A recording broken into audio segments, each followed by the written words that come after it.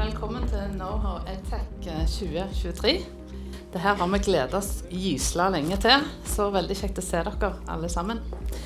Vi skal fokusere på to temaer som dere ser på plansjen bak meg i dag. Og det ene er jo selvfølgelig noe som begynner på A og slutter på I.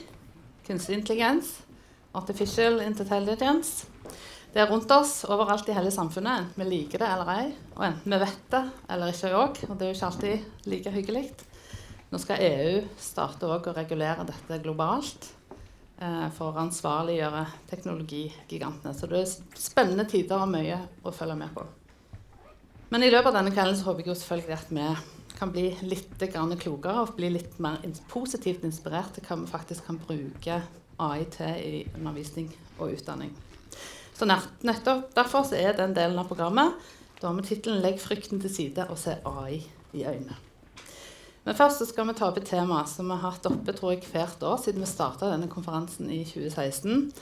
Og den har et omdreiningspunkt rundt den tregheten vi opplever spesielt, kanskje i høyere utdanning, når det gjelder bruken av nettbasert utdanning. Nå ser vi imidlertid etter en trend, at det er større etterspørsel blant studentene etter dette. Og spørsmålet er da, hva studentene i høyskolene, hvordan de skal reagere på dette, og hvorfor.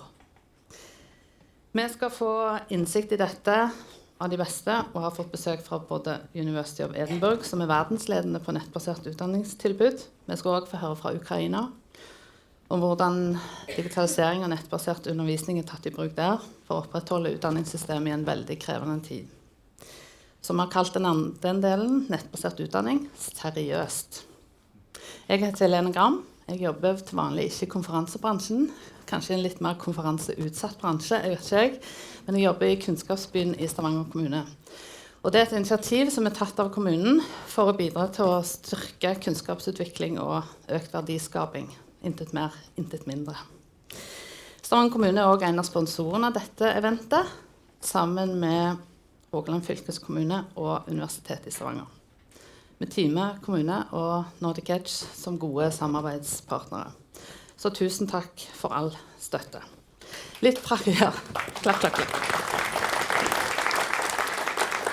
Litt sånn praktisk informasjon. Vi går i opptak, som det heter på TV-språket, så hvis du ikke ønsker noe uønsket eksponering av deg selv, så sitt bakerst, eller i hvert fall ikke reis deg opp og stille noen spørsmål hvis du ikke har lyst til å havne på internettet. Og det opptaket det publiserer vi ut på våre nettsider, på Know-How EdTech sine nettsider fortløpende etterpå. Det er ikke planlagt noen brannøvelser, så hvis brannalarmen går, så er det nødutganger begge sider fra baren bak, og gjennom vinduet bak gardinet. Her i salen på høyre side må jo være kanskje der. Vi får se. Og så er det toaletter ut og ned trappene bak. Så det finner dere. Det skal være skilting til toalettene. Og baren er selvfølgelig åpen under hele arrangementet. Titlen vi har valgt da, på det første temaet som vi skal dreie oss om, det er nettbasert utdanning seriøst. Og det har jo sånn sett en litt sånn dobbel betydning. Den ene er jo, ja, det kan jo være mye løye og morsomt, men det blir jo ikke god utdanning på den måten. Det er jo alt for mye tid foran skjermen. Eller, dette kan faktisk bidra til å løse utfordringer for både samfunnet og utdanningsinstitusjoner. Litt sånn jevnfør FNs bærekraftsmål nummer 4. I hvert fall frem til pandemien så var det nok det første oppfatningen som preget utviklingen av nettbasert utdanning. Men nå ser vi en tydelig endring, og ikke minst i etterspørselen etter nettbasert utdanning fra studentene. Vi skal kikke på litt fersk statistikk. Dette her er en oversikt fra samordnet opptak i år, og den viser jo en tydelig trend i søkertallene. For første gang så var 3 nettbaserte studier på topp 10-listen over førstevalget til søkerne. Det er også interessant å se at dette her er jo de små regionale utdanningsstedene som topper listen, med nettbaserte tilbud fra både Rena og Alta, som nummer 4 og 5 på denne listen. Ser vi på tallene for søkere som hadde rene nettbaserte studier som førstevalg, så var det en økning på 35,7% fra i fjor. Går vi helt tilbake til 2016, når vi startet Now EdTech, så har antall førstevalgssøkere til nettstudier økt med 338% i perioden frem til i dag. For nettbaserte studier med fysiske samlinger så har økningen vært 101%. Samtidig i samme perioden så har søkningen til stedbaserte utdanninger sunket med 4,4%. Et siste interessant trekk som har valgt å trekke frem, er jo at vi kan legge merke til at når vi vet at ungdomskullene blir mindre og konkurransen om søkerne blir større, så de som har nett- og samlingsbaserte studier som førstevalg, har en gjennomsnittsalder på 32,8 år. De er dermed eldre enn den generelle søkermassen på 25,1 år. Så med denne utviklingen som bakgrunn, så kan vi faktisk si at nettbasert utdanning nå er seriøst. Derfor skal dere nå få lov å treffe noen som har tatt nettbasert utdanning seriøst og på største alvor. Den første dere skal treffe er Stuart Nicol. Han er Head of Educational Design and Engagement ved University of Edinburgh. Og han er ansvarlig for det nettbaserte utdanningstilbudet der.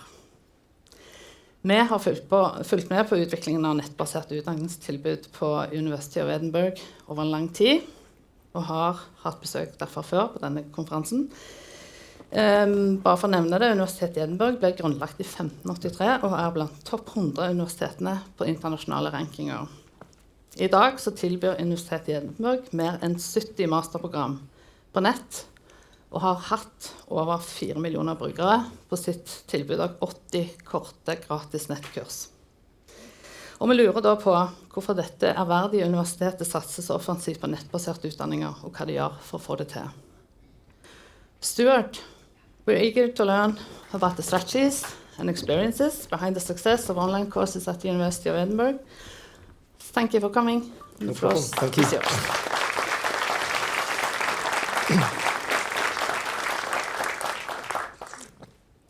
So thanks very much for inviting me to speak at the conference this evening.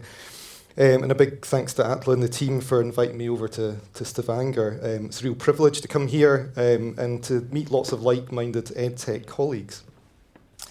This is my first time at the Know-How EdTech conference. It's my first time in Stavanger and my first time in Norway. But I feel quite at home with the weather. It's exactly like I left Edinburgh on Tuesday. So I'm looking forward to a really great lineup this evening. I'm really looking forward to hearing from Ola about the Ukrainian university's use of online to keep going in a really challenging time. And also on the topic of AI, I was thinking, I don't think I've been in a meeting in the last 6 months where AI hasn't been mentioned. So looking forward to a lively discussion on that this evening too. But I'm here to talk about online learning at the University of Edinburgh. I'm the Head of Educational Design and Engagement there. Just a bit of an overview about what I'm going to talk about. I'm going to talk about how Edinburgh has become one of the UK's largest providers of online learning degree programmes. I'll start by giving you a bit of an overview of the size and shape of Edinburgh, hopefully to give you a bit of an idea of how important online learning programmes have become in relation to the overall offer from Edinburgh. For context, it's probably useful for me to let you know a bit about what I do, where I'm coming from, the team that I lead at Edinburgh, and what it is that we do to support online teaching. When I was asked to present here, Atla talked to me about an infographic that we share for marketing purposes. It kind of simplifies a lot of the activities that we do down. And I'll have a little look at that. But I want to go beyond the infographic and show you how our success today has been the result of 20 years of sustained investment in both e-learning and online and distance education. And I'll talk about 4 major strategic initiatives and the phases that we've gone through to get to the point where online and distance education have become a cultural and operational norm at the university. I'll spend a little time reflecting on what I think the pillars are of that success before delving a little bit deeper into one of them, which is academic and staff development and our pedagogical approach to online teaching at Edinburgh. And finally, I'm going to share with you how and why we share our experiences openly as open educational resources for the benefit of the wider community of educationalists.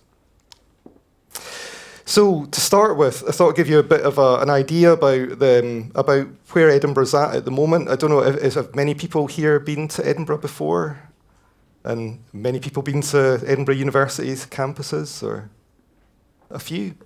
This isn't the normal picture that you would see of the Edinburgh University campus. It's the northwest corner of George Square. But I really like the picture because it gives a bit of a sense of the history of the teaching spaces, the physical teaching spaces at the university over time. We're an ancient university. What you see on the right-hand side there are Georgian townhouses built in the 1700s. The university gradually bought them over time and have changed them into teaching space and office space. And when you go in there, they don't look like residential properties anymore. They've all been kind of knocked through. And by the time we got to the 20th century, those spaces weren't fit for purpose, really, for a modern university. In the 1960s, the university unfortunately knocked quite a few of those historic buildings down and started to build kind of high-rise buildings. You'll see that in the middle, these kind of brutalist kind of buildings. That's Appleton Tower. It's unfortunate for the city, but you can see why the university was doing it, because we needed better physical space for the modern university, larger lecture theatres, more administrative, tutoring and office space. Off to the left there, you'll see the pillars of the Informatics Forum, and that's where our artificial intelligence department is. And that's a much more modern building built within the last 15 years. But what's interesting is, what do you do when you run out of the physical space, the physical campus? And I think that's where we've moved into the online or the digital estate, the virtual campus over the last 20 years. So just to give you an idea of the size of the university, we have over 45,000 students. They're not all full-time, some of them are part-time, but we have over 45 matriculated students. And we have over 15,000 staff. So it's a large university. We're split between 3 colleges and 24 schools. And we have 3,500 postgraduate taught students, so that's master's level students. So of that 3,500, 36% of them they study fully online, so they never have to come to the university. So that's a third of our postgraduate taught population, over 5,000 students. And to give you an idea of how important that piece of work is in certain areas of the university, taking one of the 3 colleges, the College of Medicine and Veterinary Medicine, 93% of postgraduate taught students are fully online, so never have to come to the university and are taught. They never have to come to the campus, to the library. Everything's provided fully online. So quickly, just a little bit about what I do. I lead the educational design and engagement section at the university. We're a central team of learning technologists. It's quite a large team. There's about 35 of us. We do the support for all the learning technology across the whole university, for on-campus and online. We have an open education service, so we have a commitment to open education at the university. We have an OER policy, and we help teachers to share their teaching materials where they can. We have a learning design service. So when you're teaching with technology, it's really important to take time to think about designing that into your teaching practice. If you just dump the technology on top of an existing program, that usually doesn't work. So we have the Edinburgh Learning Design Roadmap, and those are 2-day workshops where we work with academic colleagues to help design in the technology and the teaching. And finally, probably what's most relevant to this conference, I guess, is our online course production service. And this is a team of media producers, instructional designers, project managers, marketing experts, who work with our academic teams to produce online courses. This is mainly in the area of massive open online courses, or MOOCs, but we also help to develop student support courses and elements of our taught online masters as well. So I mentioned the infographic, and this is it. We keep it up to date, so the numbers are pretty up to date. It speaks to 2 different areas of work that we do in the online space. On the left-hand side, you'll see the free short online courses. So we tend not to use the word MOOCs anymore.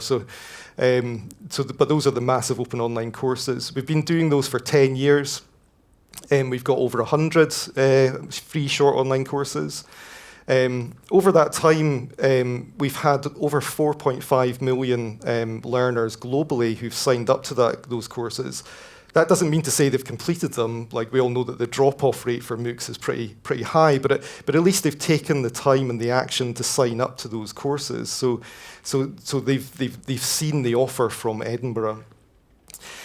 You can see the demographic there. 9% of those learners come from the UK and 60% from the rest of the world. So it's a very global kind of piece of work that we're doing there.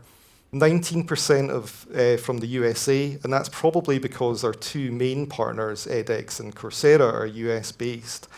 But 12% from India, so that's a large audience for us. On the right-hand side, you'll see our fully online master's programs. The first one of those launched in 2005.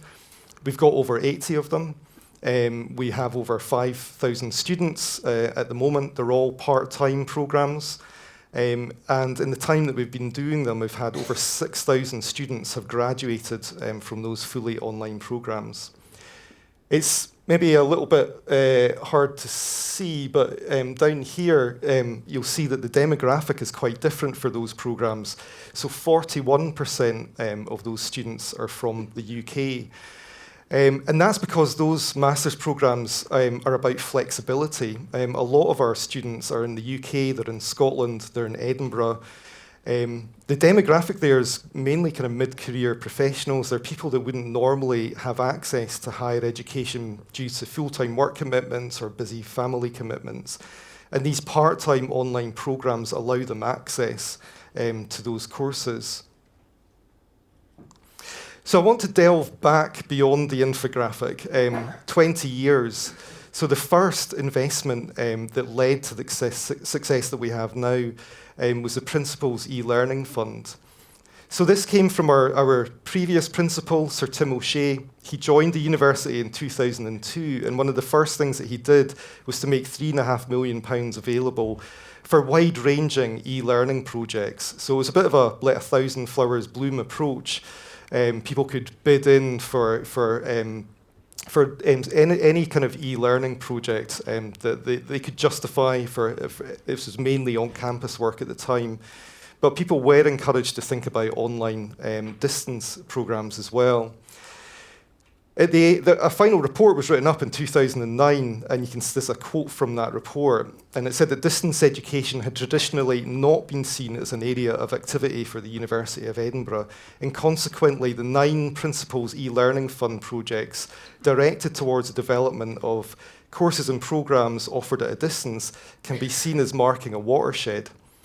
So this seed funding was really the groundbreaking kind of watershed. These were the trailblazers that opened up a new form of teaching for Edinburgh University, and it was a result of that Principal's e-learning fund. So that fund actually, there were 64 projects in total. The 9 programs that were for online distance represented 14%. They received a disproportionately high amount of the funding. They got 21% of the funding. They were also the highest profile courses in that Principal's e-learning fund, and that's because they were the most difficult to ratify and quality assure within the university. So this was about bringing a brand new mode of teaching to the university, and that takes a lot of effort. And these really were the trailblazers that put that effort in. The degrees were mainly in the professional education area, so medicine, veterinary medicine, law, and education. And I think they capitalised on what I'd call the long tail. So those are, I guess, potential students that would not have come to an on-campus degree programme. They were mid-career, they would have families, and they wouldn't have been able to relocate to Edinburgh to do these programmes. These were also, because they were professional education, they needed to do some form of this for career advancement, and a lot of these programs were run in partnership with professional bodies like the Royal College of Surgeons. So we kind of had a captive market there, which was good, a good start. It fitted the internationalisation agenda of the university in the early 2000s. At that point, a lot of universities were thinking about internationalising, but a lot of universities thought about partnering with local learning providers or opening up international campuses. Edinburgh very much set its sights on being able to teach fully online, so we don't have any local learning partners or campuses abroad. We do the whole thing fully online. And that really helps. I mean, with the socially and culturally heterogeneous student cohorts, I think when you've got students who are located in their societies and cultures and they don't have to move to Edinburgh, they bring something different to the mix, and it brings a really kind of rich conversation to the learning communities that we have. It also spoke to our widening participation agenda. Those part-time programs facilitate career change and progression. And there was a really interesting comment in the final report for PELF was that they couldn't be seen to fail by those that were committed to running them. And that's the academic teams on the ground. They had a lot of skin in the game for these courses, and they were committed to driving them through. Like I said, they were difficult to ratify and quality assure. The principal had put his money where his mouth is, and these course teams were also as committed. So it was top down, bottom up. Hot on the heels of that initiative was the Distance Education Initiative, and this was funding that was made available to really take those online programs and embed and grow them. So this was £5 million of funding over 5 years to develop a wide range of fully online taught master's programs, enabling potential students to access advanced education without breaking their careers. They are high quality courses, subject to the normal quality assurance processes, and many of our student support service were redesigned as well to be fully online. I think there were 4 key design decisions that were made during that period. One was that we would flatten out the fee structure. So for on-campus courses, UK students tend to pay less than non-UK students. For our online programs, everybody pays the same. Also, very clearly, online is seen as the same quality as on campus. So, for example, we wouldn't mention online in degree transcripts because that's irrelevant. We're saying it's the same quality, so there's no point in saying that it's been an online program. Also, online courses shouldn't be just a copy of on-campus programs. It's not an easy option. It's not a case of just taking your recorded lectures and chucking them up online. You actually have to put effort into designing for online. And related to that, online teaching and assessment has to be different. So one example of that is, many of our courses have got exams for on campus, but we made a decision that there wouldn't be any online exams. We don't use online invigilated exams or local exam centres. Partly we're conscious of time zones and we don't want people to travel, but also exams aren't really the best way of assessing either, and we don't want to encourage that in the online space, and we can and do better than that. 4 key strands of work that helped to embed this in. One around the student experience. So we found early on that we had online students that were being invited to matriculate in physical locations, which doesn't make sense. So in the student record system, we had to put a flag in for online students to make sure that the right communication goes to the right student about the right mode of study.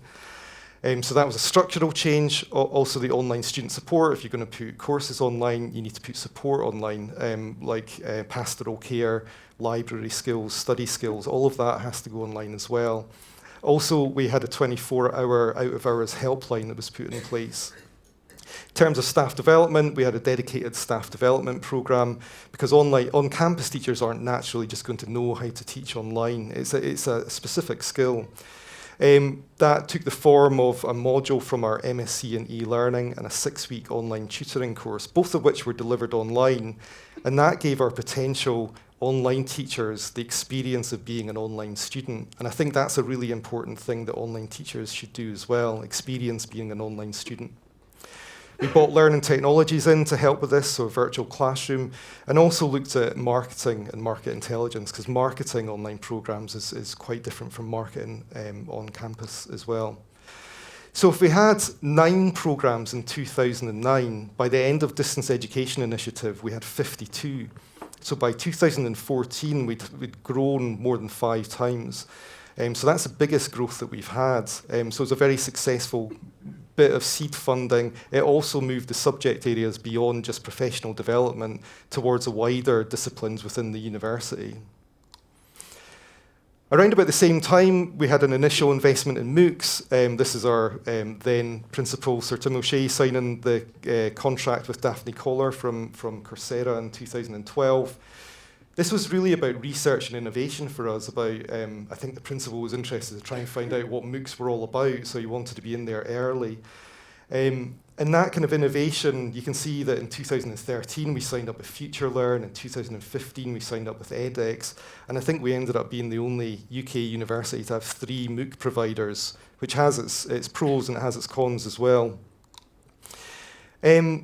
So central funding for MOOCs ended in 2016, by which point we had over 2 million learners. But interestingly, even though academic teams then had to pay to have a MOOC produced, because our team are a costed service for MOOC production, they continued to come to us. And there's not really a direct return on investment in that, but they could see the wider benefit of engaging with MOOCs.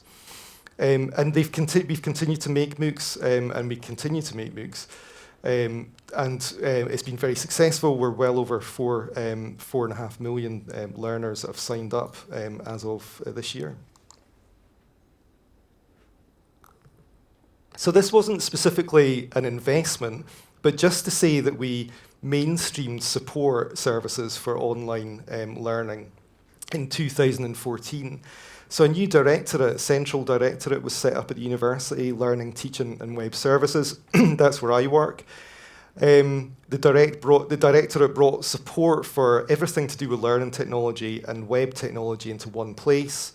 Our director was also made assistant principal for online learning, so that's somebody in the senior leadership team. Sorry. We put OERs, an Open Educational Resources Service, together in 2015, and the university adopted an OER policy in 2016. So that really emphasised our commitment to openness in amongst all of this work. And our MOOC team moved from special project to service around about the same time. So the final round of investment that we had was much more recently, 2017 to 2019. This was really about serious experiments. So it was looking at the 2 strands of work. So could we get a small number of master's level online programs and teach them at scale using the reach of our MOOC partners, new technologies for teaching and research-led pedagogical practices? This led to us being the first university in Europe to offer a MicroMasters with edX, which was quite successful. I'd say the answer to this is that we discovered there's a level of scale that you can get to, and actually we are very successful as it is with our online programs. So working with the MOOC partners for online master programs was probably less successful, but it was a useful piece of work to do. It also led to some research into new technologies and approaches for teaching online, and a new innovative staff development course, an Edinburgh model for teaching online, which we'll talk about very, very briefly. Before that, I just wanted to kind of reflect on what I think are the pillars of success in this story. Absolutely in the middle there is the vision and the commitment from the principal. So that's the top-down commitment, the providing of seed funding and the encouragement from high-level governance in the university. But I also mentioned that academic teams couldn't be seen to fail. So, you know, the bottom-up drive for those trailblazer courses was also strong. So academic leadership is important. I think you have to get the balance between high-level support and the bottom-up support as well, and that balance is really important for success. Another strand was the fact that we have a Centre for Research in Digital Education. So Professor Shan Bain, who set up the MSc in e-learning, leads that research centre.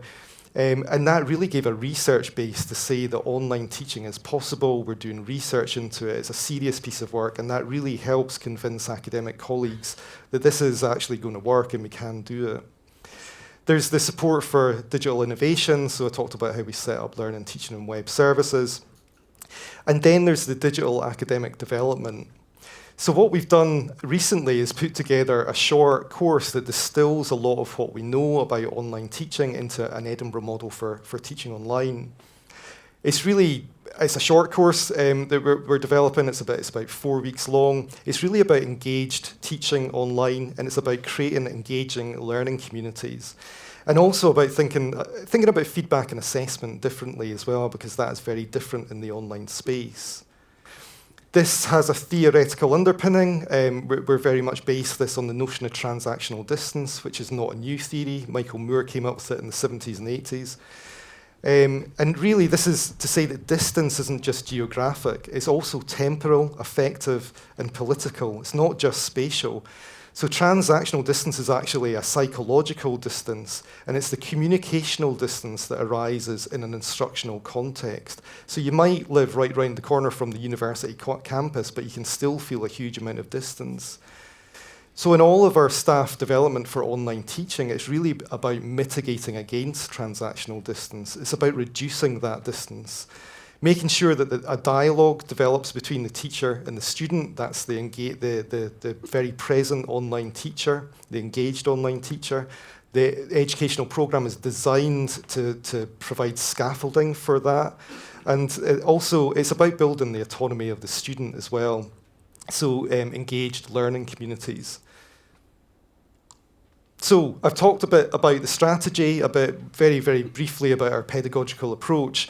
I just want to touch on, I talked about open education and our commitment to open education. So my team have put together some free short online courses about our expertise in making making online courses, successful online courses. We have 2 on the FutureLearn platform, one about how to create an online course, and the other one about how to create video for online courses. You're free to sign up and try them out.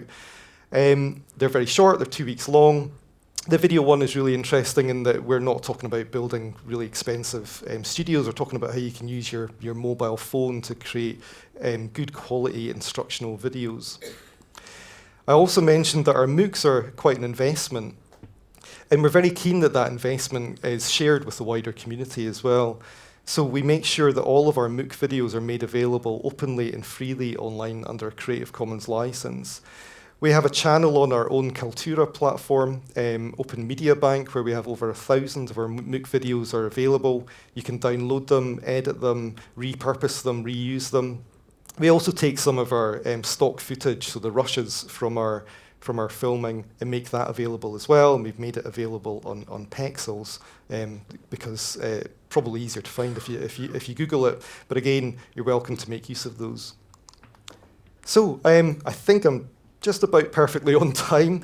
So thanks for listening to me. I hope that's been useful. And please feel free to get in touch. These are my contact details. I'm always keen to find out what other people are up to and learn about what other people are up to. We don't always get everything right. And the QR code here will take you to a blog post that I wrote to summarise what I've said today. I know my Scottish accent might be a bit hard to understand, but if you go to that, it has a summary of the story, but more importantly, it has all the links that I mentioned. So a links to the resources and the various academic research papers that we've produced as well. Thanks very much.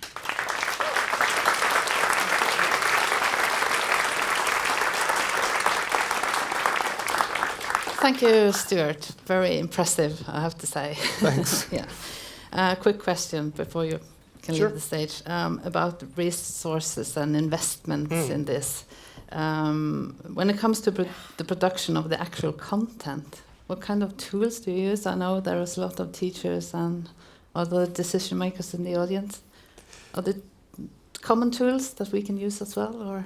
Yeah, well, interestingly, it's quite different between our short online courses and our online master's courses. For the short online courses, we do have a studio and we do use professional media equipment to do that. Mainly it's the Adobe suite that we're using. But then for our online master's courses, I think it's not so much about the production quality, and actually a lot of our academic staff will use that DIY film school approach. They'll produce quite a lot of videos themselves, because when you have students that have signed up for a master's degree, really they're more interested in the interaction with the academic experts and their fellow students than they are about the production quality of the videos. So there's quite more expensive on the teaching side for the master's program, more expensive on the production side for the short online courses. Thank you so much. Yeah. Yes, thank you.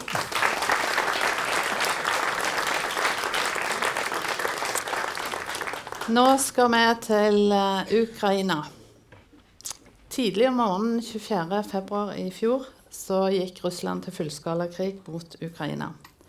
Og det her er ikke bare en krig for å invadere Ukraina, men også for å knuse Ukraina som kultur. Siden utdanning oppfattes som en betydelig kulturbærer, så er det viktig for Ukraina å holde både skoler og universiteter i gang i denne vanvittig krevende situasjonen. Myndighetene i Ukraina reagerte raskt for å kunne tilby undervisning digitalt. Og på tross av krigen så har landet funnet praktiske og pragmatiske måter å gjøre dette på. Så her har vi noe å lære. Olja Baratska, som skal snakke til oss nå, er konsulent for digital og hybrid læring ved Ukrainas departement for utdanning og vitenskap. Olja har en lang merittliste innen digitalisering og utdanning, og er for tiden også koordinator og lærerutdanner ved det didaktiske senteret på Universitetet i Sachsen i Leipzig, hvor hun også bor, i prosjektet Supporting Higher Education in Ukraine. Og hun er også konsulent for Train the Trainers i prosjektet Digitalization of the Secondary Schools in Ukraine. We're so happy that you came to Stavanger to join us here for this event and sharing your story. Thank you very much.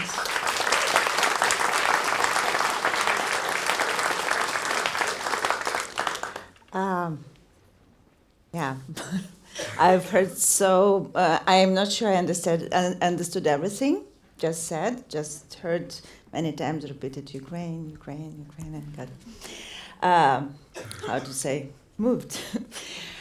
So today I will talk about, and I hope you will be with me. We will talk about what lessons have we taken from this a year and a half. And these lessons are not only related to war, they are related to what makes an education. What does it mean to educate people? What does it mean to teach? What does it mean to learn? And why actually people enter university or other educational institutions, what they are looking there.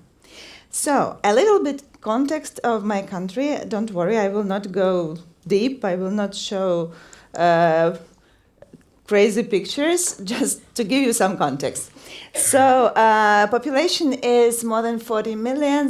We have a lot of higher education institutions. Some people think that too many. So there is some reform to reduce the number, but still a lot. We have 964,000 students and academic staff, 135,000, and we have more than 50 displaced universities. Displaced means they are in eastern southern part, which is severely affected. And the thing is that many universities in Ukraine, not only those that had been in the east or in the south, are not anymore walls, windows, screens, and so on.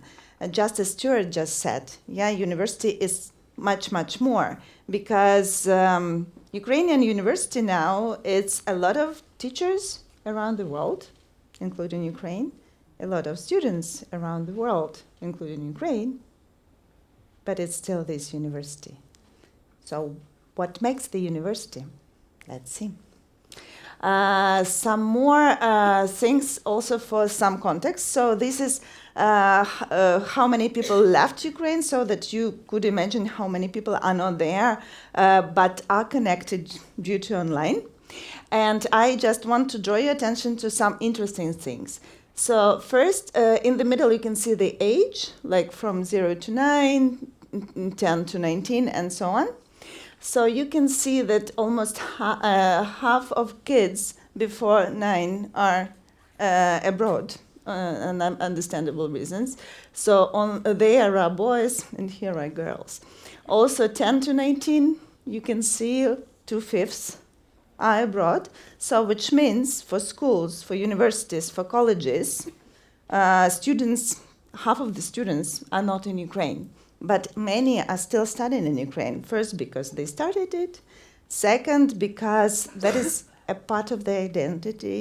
That is where they lived most part of their life. So that is why there are many school kids who study at the same time in Ukrainian school and in the school of the country they are at.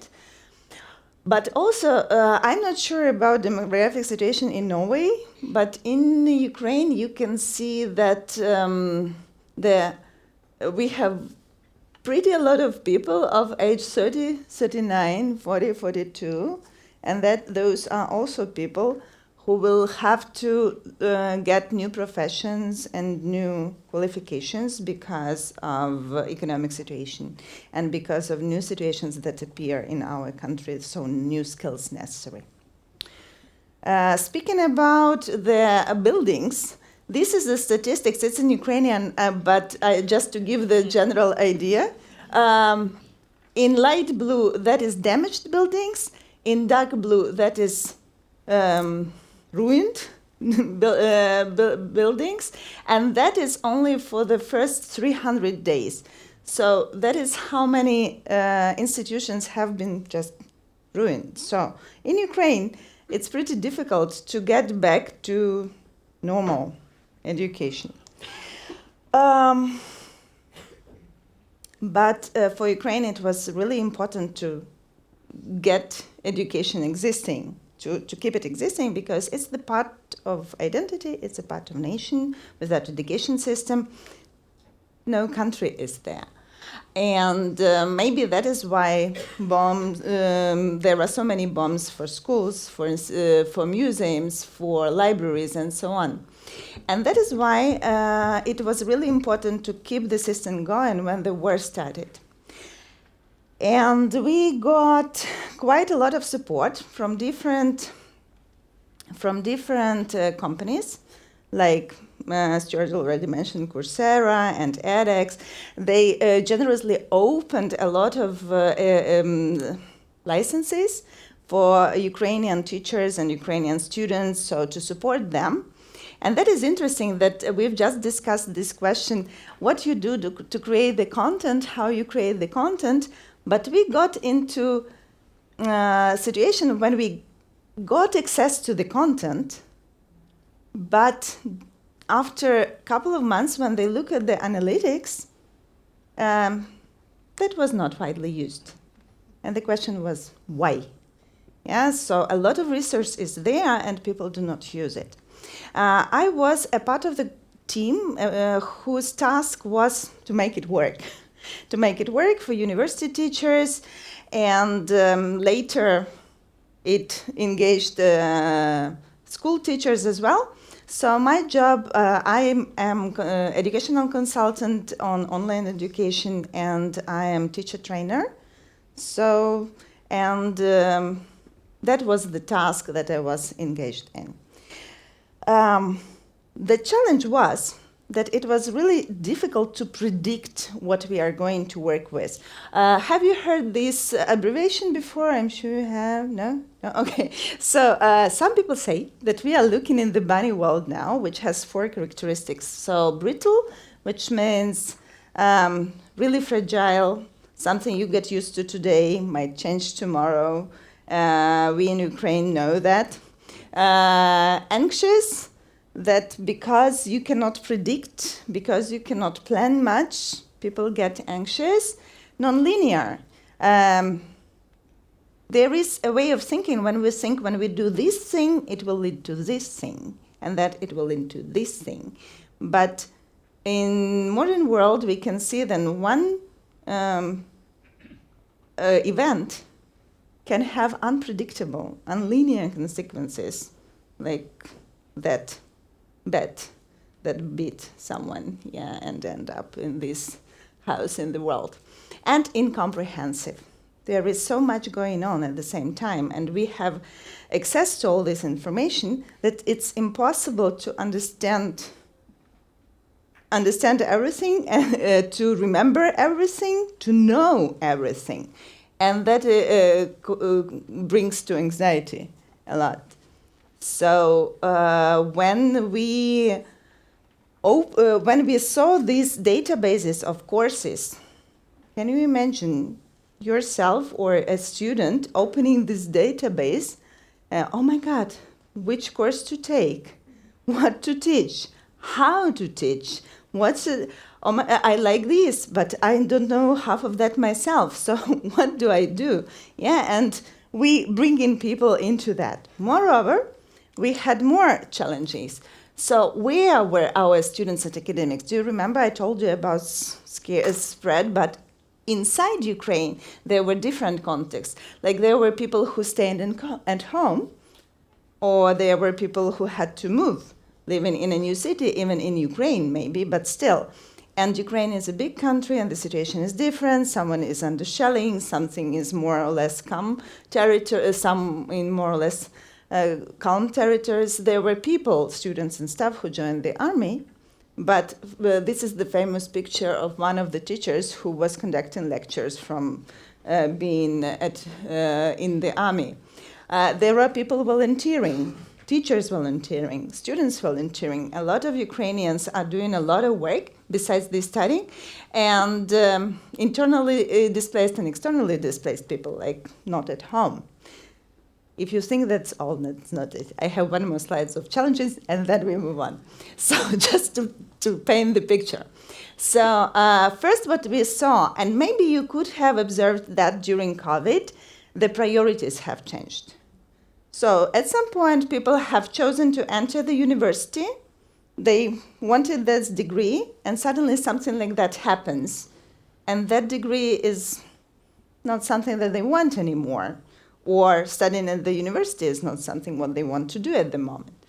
Life-threatening situation, mental and physical exhaustion, power blackouts, at some point, like speaking about brittle, changeable,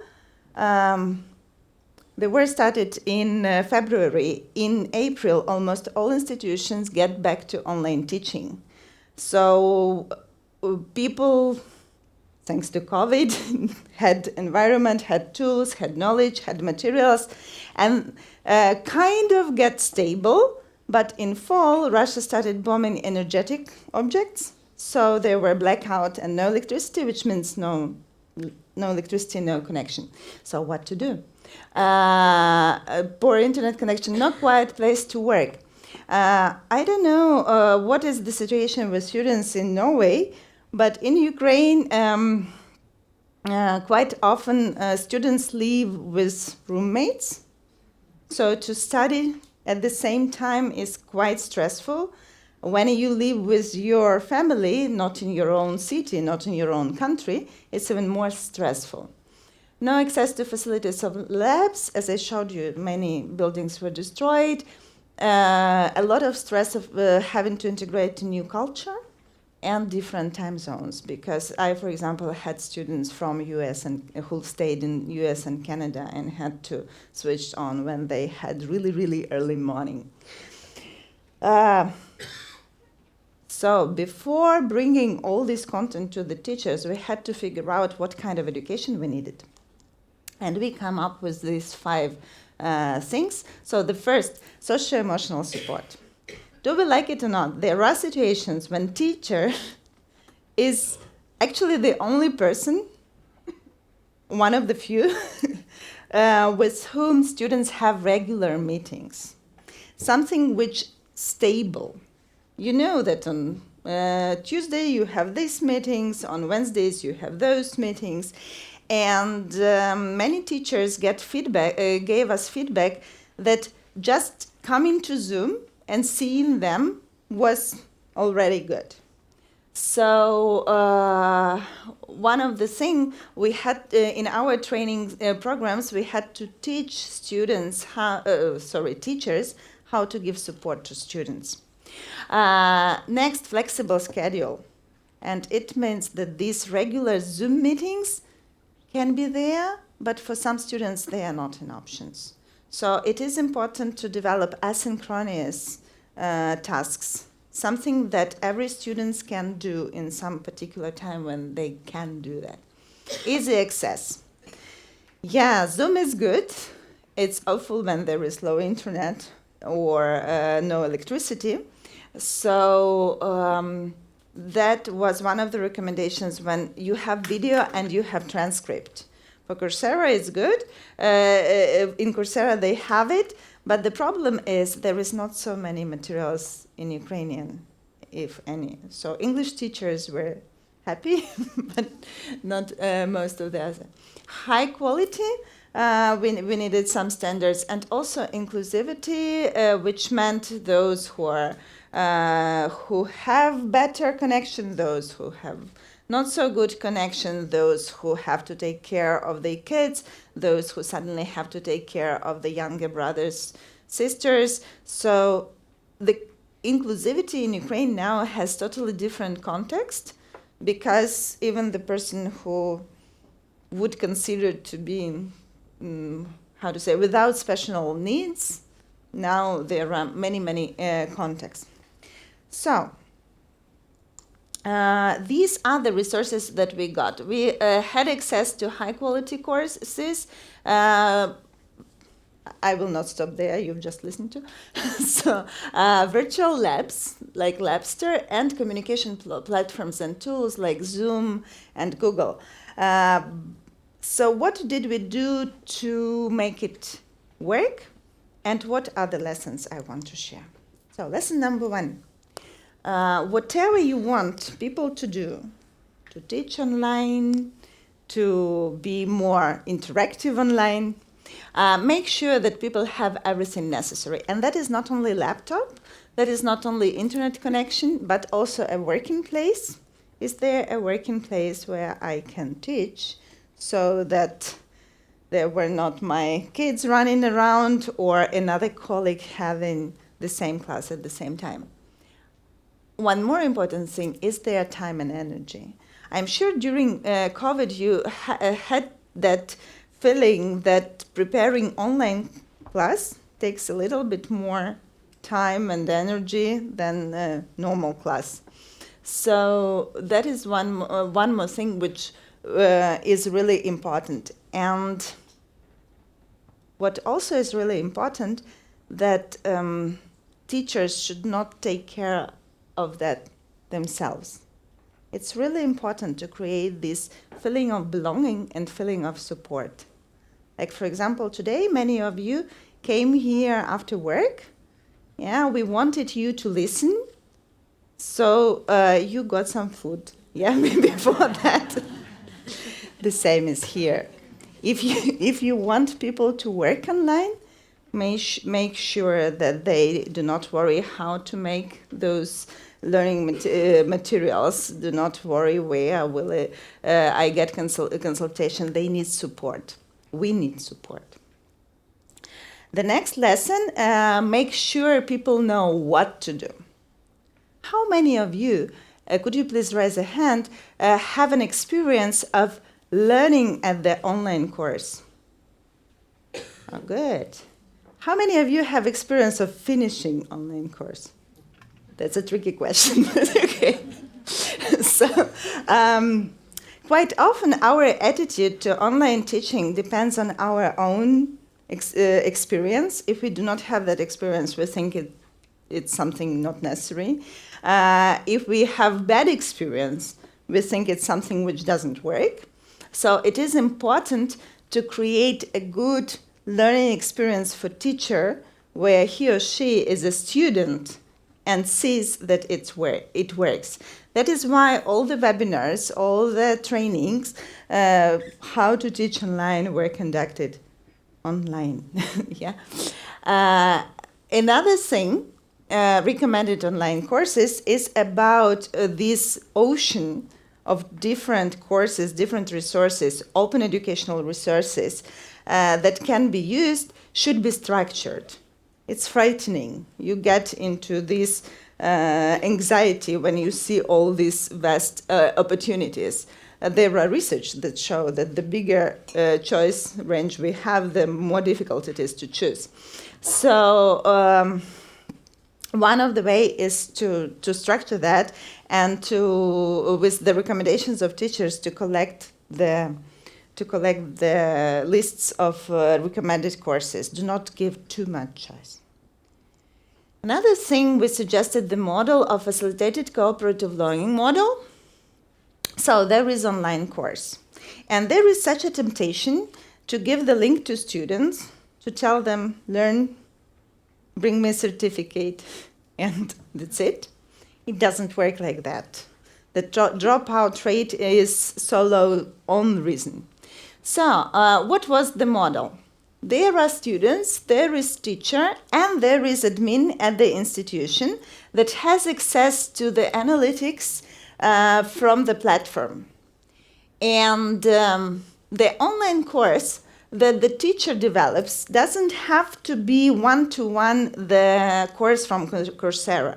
It could be a module, a topic, and the design of the course is still the decision of a teacher, but the role of the teacher changes. Before, I'm making pause because I'm trying to figure out what's the number. 50 years ago, 100 years ago, maybe even 10 years ago, the teacher was quite an important source of information because teacher had access to, knew which books are good, teacher read, teacher structured. Now, so much materials are already there,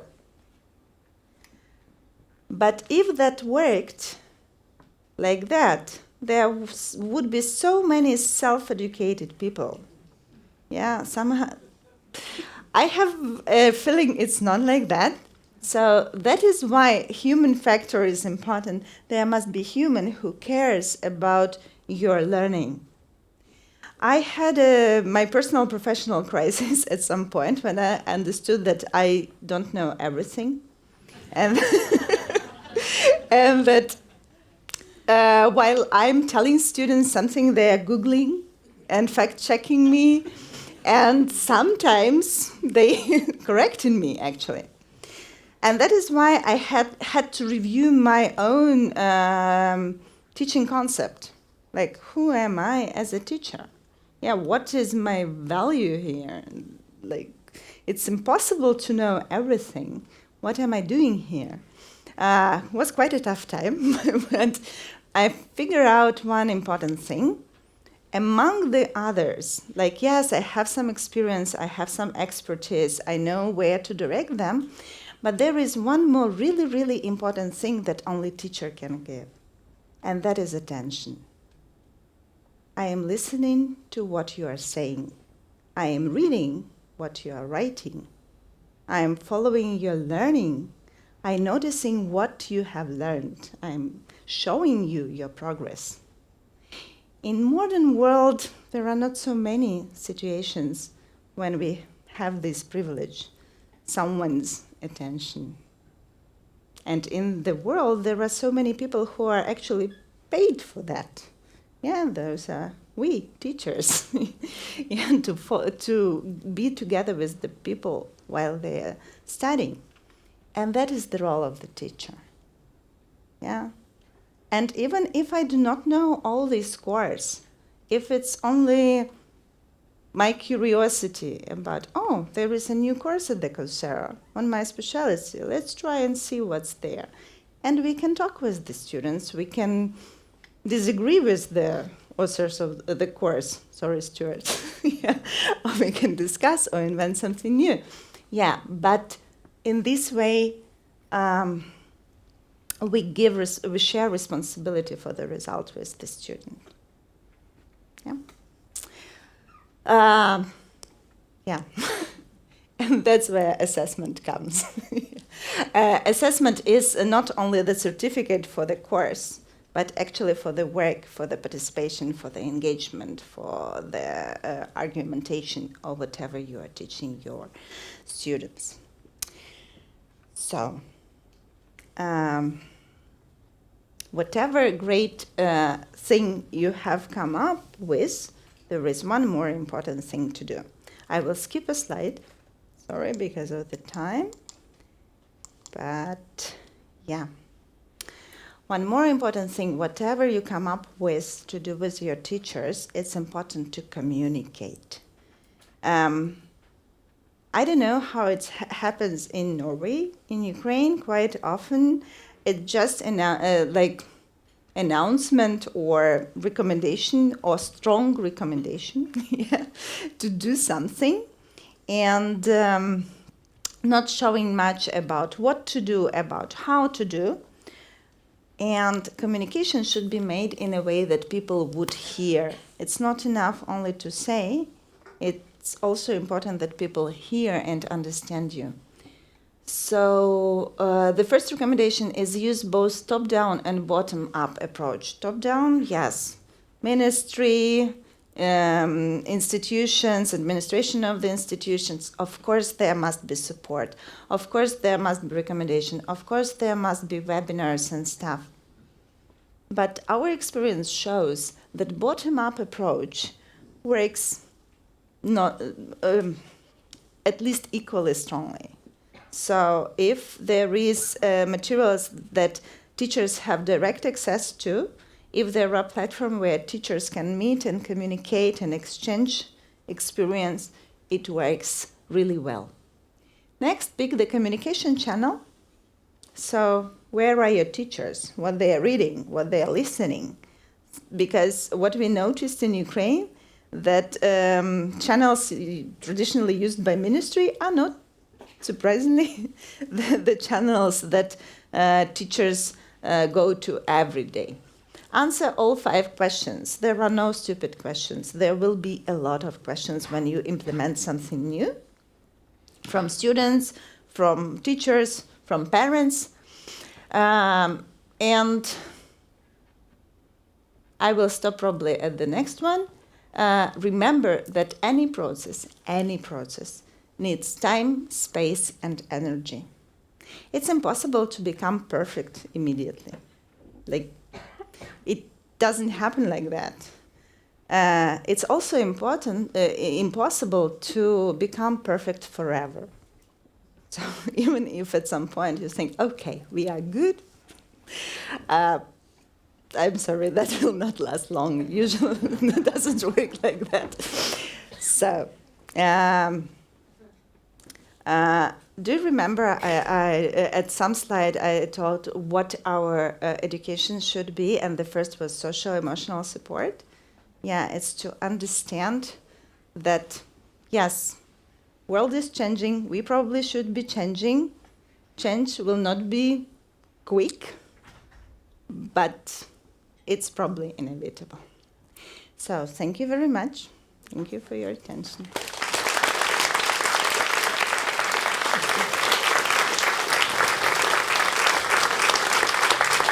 Thank you. Thank you.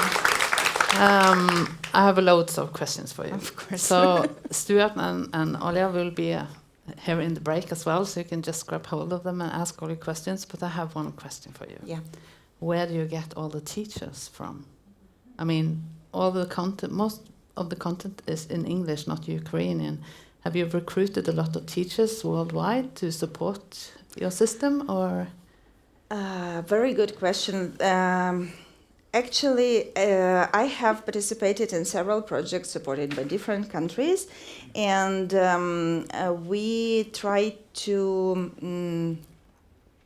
give the skills and knowledge to Ukrainian teachers to be able to create their materials. For example, one of the topics which we widely discuss is open educational resource, because I am not sure how in other countries, but in our country we have this kind of paradox.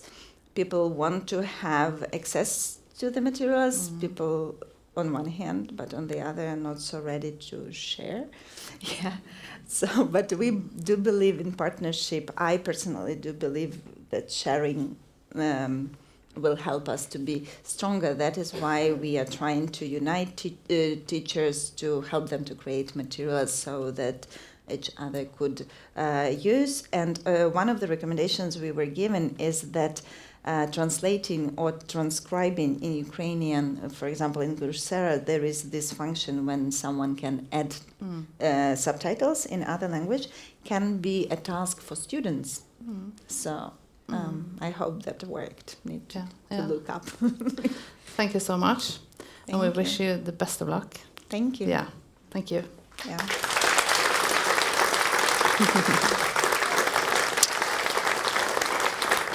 Ja, sterke ting, det må jeg bare si. Vi har nå hørt 2 historier som hver sine vis handler om digitale nettbaserte løsninger tatt i bruk for å løse kriser. For Universitetet i Edinburgh så handler det om å overleve som virksomhet. For Ukraina så er det i bunn og grunn handler om å overleve som nasjon.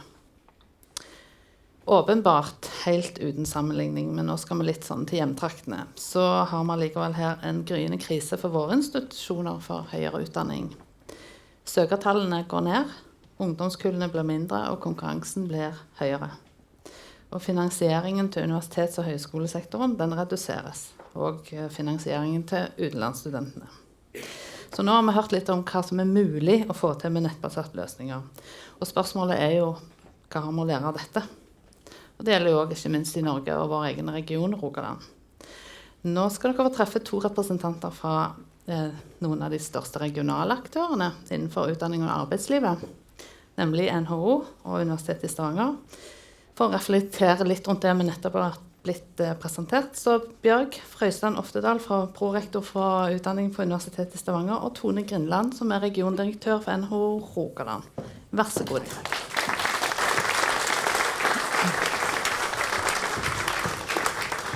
Velkommen. Tusen takk. Ja, her har det mye inntrykk. Noen refleksjoner. Bjørg, begynner litt med deg. Hva tenker du? Ja, hva tenker vi etter et sånn rørende innslag som vi fikk her fra Ukraina? Men det sier meg jo først og fremst betydningen av utdanning. Hvor viktig den er.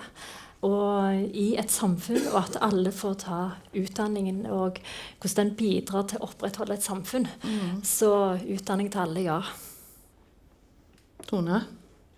Jeg tenker det er enormt mye å lære. Det er nesten at jeg føler at jeg sitter en lenestol etterpå her. Jeg vil opp og stå.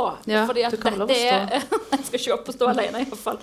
Men det er så mye å løse, også her lokalt. Og jeg tenker at dere som sitter her i dag, er jo nøklene til å få til å fylle noe av det behovet som vi har her i Norge og i Rogaland og i Stavanger, området rundt her.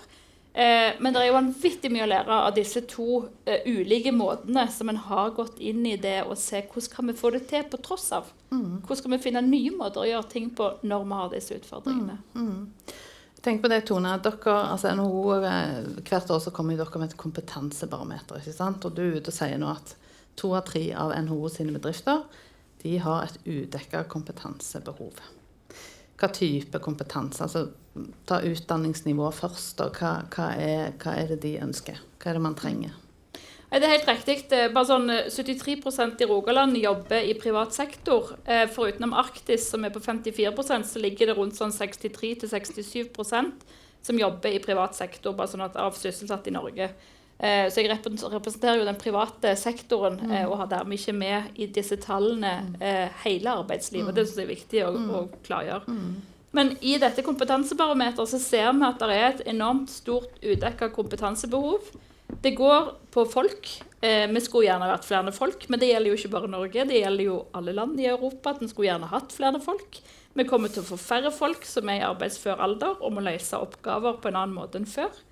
Og så ser jeg også i dette kompetansebarometeret at på disse nivåene i Rogaland så er det flest med yrkesfaglig bakgrunn som etterspørres.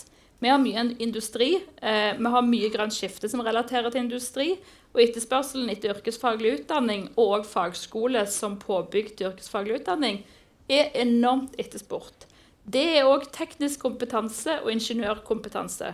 Må dere huske det jeg sa om at jeg har ikke med den andre sektoren, de som jobber med helse, for eksempel i disse tallene og funnene hos meg. Så det er liksom det med nivåene. Men det som er interessant er jo at av disse bedriftene så er det veldig mange som heller ikke klarer å rekruttere når de lyser ut stillinger, for de finner ikke den kompetansen. Og de samme bedriftene sier også at de gjerne hever kompetansen, men i bedrift. De vil altså ikke slippe en vekk i 2 år for å ta en mastergrad, for så å ta den tilbake igjen. De vil at denne personen skal jobbe og dele og lære, og gjerne sammen med en kollega. sånn at en får en faglig utvikling. Og det tenker jeg utfordrer alle oss som er i arbeidslivet i dag, at vi er helt nødt til å lære oss noe nytt hele veien. Og derfor er det viktig at det er utdanninger som er tilgjengelige og relevante for oss hele livet vi jobber. Men er du en god bestiller, Tone? Ja, det tror jeg ikke jeg skal svare på selv. Utdanningen og si at her mine bedrifter de trenger, altså hvordan jobber dere der? Vi hører med Bjørg, men jeg tror vi er ganske tydelige fra NHO på hva vi kunne tenkt oss. Og så er jo Rogaland et foregangsfylke på yrkesfaglig utdanning, der LO og NHO får lov å være med i yrkesopplæringsnemnda i fylket, og dimensjonere, altså si noe om hva for noen utdanninger som er mest relevante. Så sitter vi jo på universitetet inne i Verdiskapingsforum, og for å gi innspill på hva som er relevante utdanningsløp for næringslivet i Rogaland. Ja, Bjørg, får du noen bestillinger fra NHO-bedriftene? Det varierer nok litt grann hvor bestillinger vi får. Vet ikke om vi altså for noen blir det, altså noen bestillinger er det nok, men samtidig så vil vi jo ikke være sånn bestiller-utfører-kontor heller i universitetet, men jeg tror det er viktig at vi jobber sammen med arbeidslivet, og det gjør vi jo. Vi i Stavanger er jo veldig gode, faktisk bedre enn landsgjennomsnitt når det gjelder å samarbeide med arbeidslivet, og det er viktig for oss.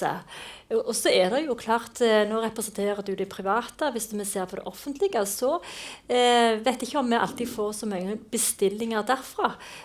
Av og til kunne jeg tenkt meg at den var litt mer offensive og samarbeid og tok kontakt med oss. Særlig nå når vi vet at det mangler kompetanse, som du også nevner, så hadde vi gjerne forventet at en tok kontakt og lurte på om jeg kunne tilby noe mer enn det vi gjør. Ja. Jeg tar hintet. Vi får banke på døren din på mandag. Jeg kjenner litt fra før, Bjørg, vi har jobbet med nettbasert utdanning sammen på Universitetet i Stavanger i en årrekke, kan vi vel nesten få lov å si. Men du har sagt til meg at du har en drøm når det gjelder nettbasert utdanning. Fortell litt. Ja, jeg har en drøm, og jeg synes jo det var veldig inspirerende å høre her fra Edinburgh, men min drøm er jo at vi kunne hatt emner på universitetet som var sånn at studentene kunne velge. Vil jeg ta det på campus, eller vil jeg ta det som nettbasert eller samlingsbasert? Og da tenker jeg at vi er akkurat så fleksible som vi kan være, at studentene selv kan få velge. Ja, dette kurset her passer meg best å ta nettbasert. Jeg har faktisk litt kunnskap av fra før, så jeg tror jeg kan klare meg fint med det. Eller at en tenker at livssituasjonen min er sånn at det passer best at jeg tar det nettbasert. Eller også neste emne, så kan jeg ta det. Nei, det vil jeg ha på campus. Det har jeg muligheten til å ta på campus. Og da, jeg vet at dette ikke er mulig å få til gjennomgående, men det er i hvert fall en drøm jeg har om at studenten selv kan få velge hvordan de vil ta dette kurset. Det hadde vært en drøm. Nå sitter du i sjefsstolen da, Bjørg, så du har jo både studietilbud og studiekvalitet i din stillingsbeskrivelse. Det har jeg, og jeg vet å nytte den. Ja, Tone. Ja, det er veldig bra. Hvis du skal ha top down, så er du nå posisjonert for å få drømmen i gjennom. Jeg tenkte på det at veldig mange som jobber i bedrifter og i andre arbeidsplasser har digital opplæring gang etter gang etter gang. Der sitter en kompetanse som de som har pedagogisk bakgrunn kan overføre til andre, og det er pedagoger som ansettes i virksomheter nettopp for å sikre at det er god opplæring hele veien. Ganske mange bedrifter har også pålegg om å gjennomføre kurs. Det kan være HMS-kurs, det kan være sikkerhetskurs, det kan være digitale trusler. Det kan være nye verktøy, som de programmene jeg må se om igjen hele veien for å huske på å bruke alle funksjonene som kommer. Men vi må lære. Og jeg tenker at denne kompetansen som ligger med de studentene dere sender ut, som så er inne i virksomhet, som så lærer noe, den pendlingen mellom sektorer, den tror jeg er ganske viktig at vi utnytter enda mer for å få relevante kurs, for å få faglig innspill på de utdanningene som skal være digitale, sånn at det liksom treffer det som er fremdriften i virksomheter, private eller offentlige for den saks skyld. Men det er en sånn spennende dialog som jeg opplever at bedriftene er veldig villige til å, ikke bare som bestillere, men som kompetanseinnehavere selv, til å dele også med utdanningsinstitusjoner at det er godt samarbeid med flere av de både høyskolene og universitetene som er på Vest- og Vestlandet om akkurat dette. Det er veldig sånn, og da kobler på studentene i tillegg for å få liksom, den kraften og den tanken og de nye som skal ut. det jo altså fascinerende å se på hvor mye det kan forandre på en avdeling når du får en ung, nyutdannet kollega som kan noe du ikke kan. Ja. Men jeg må jo si at vi har jo en enormt stor etter- og videreutdanning portefølje på Universitetet i Stavanger, og som veldig på arbeidslivet og tilrettelegger spesifikke kurs. Så det har vi jo. Og det som litt fint nå og kult nå, det jo at mye av disse kursene kan vi jo kjøre inn i vanlig utdanning, og de kursene som har i vanlig utdanning eller emner, kan vi legge ut som etter- og videreutdanning nå, i den nye modellen som legges ut nå. Så jeg tror vi vil i fremtiden se en enorm mengde nye måter å lære, altså nye kurs, nye kompetansekurs, både i etter- og videreutdanning, altså inn mot bedriftene også, og inn i utdanningene våre. Fordi at regjeringen nå åpner for den muligheten her. Gjenbruk av emner, altså. EVU-gjengen på Universitetet i Stavanger står ute i foajeen her, så hvis det var noen som vil snakke med de i pausen, så kan de gjøre det. Synes jeg absolutt det skal gjøre. Ja, jeg tenkte på det skjæringspunktet mellom det som Ola og Stuart sa noe om. Altså, Ola sa noe om dette med anerkjennelse, med dette å ha den funksjonen av å se den andre. Og jeg tenkte også på det som Stuart sa om de har masterutdanninger. Sant? Det er noe spesielt i å velge å ikke ta de første årene. Sant? Du etablert og har en fagkompetanse når du skal gå på en digital utdanning. Og der synes jeg det var noe spennende i koblingen mellom disse to, med at det kanskje krever noe av den som student å være på en annen type nettbasert undervisning enn det gjør hvis den skulle hatt det på bachelor. Og det vet ikke jeg nok om, men jeg synes at det noen perspektiver, hvis du skal ta utgangspunkt i de som allerede i arbeidslivet, som enten har erfaringsbasert læring eller utdanning, så det noe med at den har med seg en slags modenhet inn i møte med det å lære, som en annen enn når man pandemiungdom og kommer rett på universitetet som 20-åring.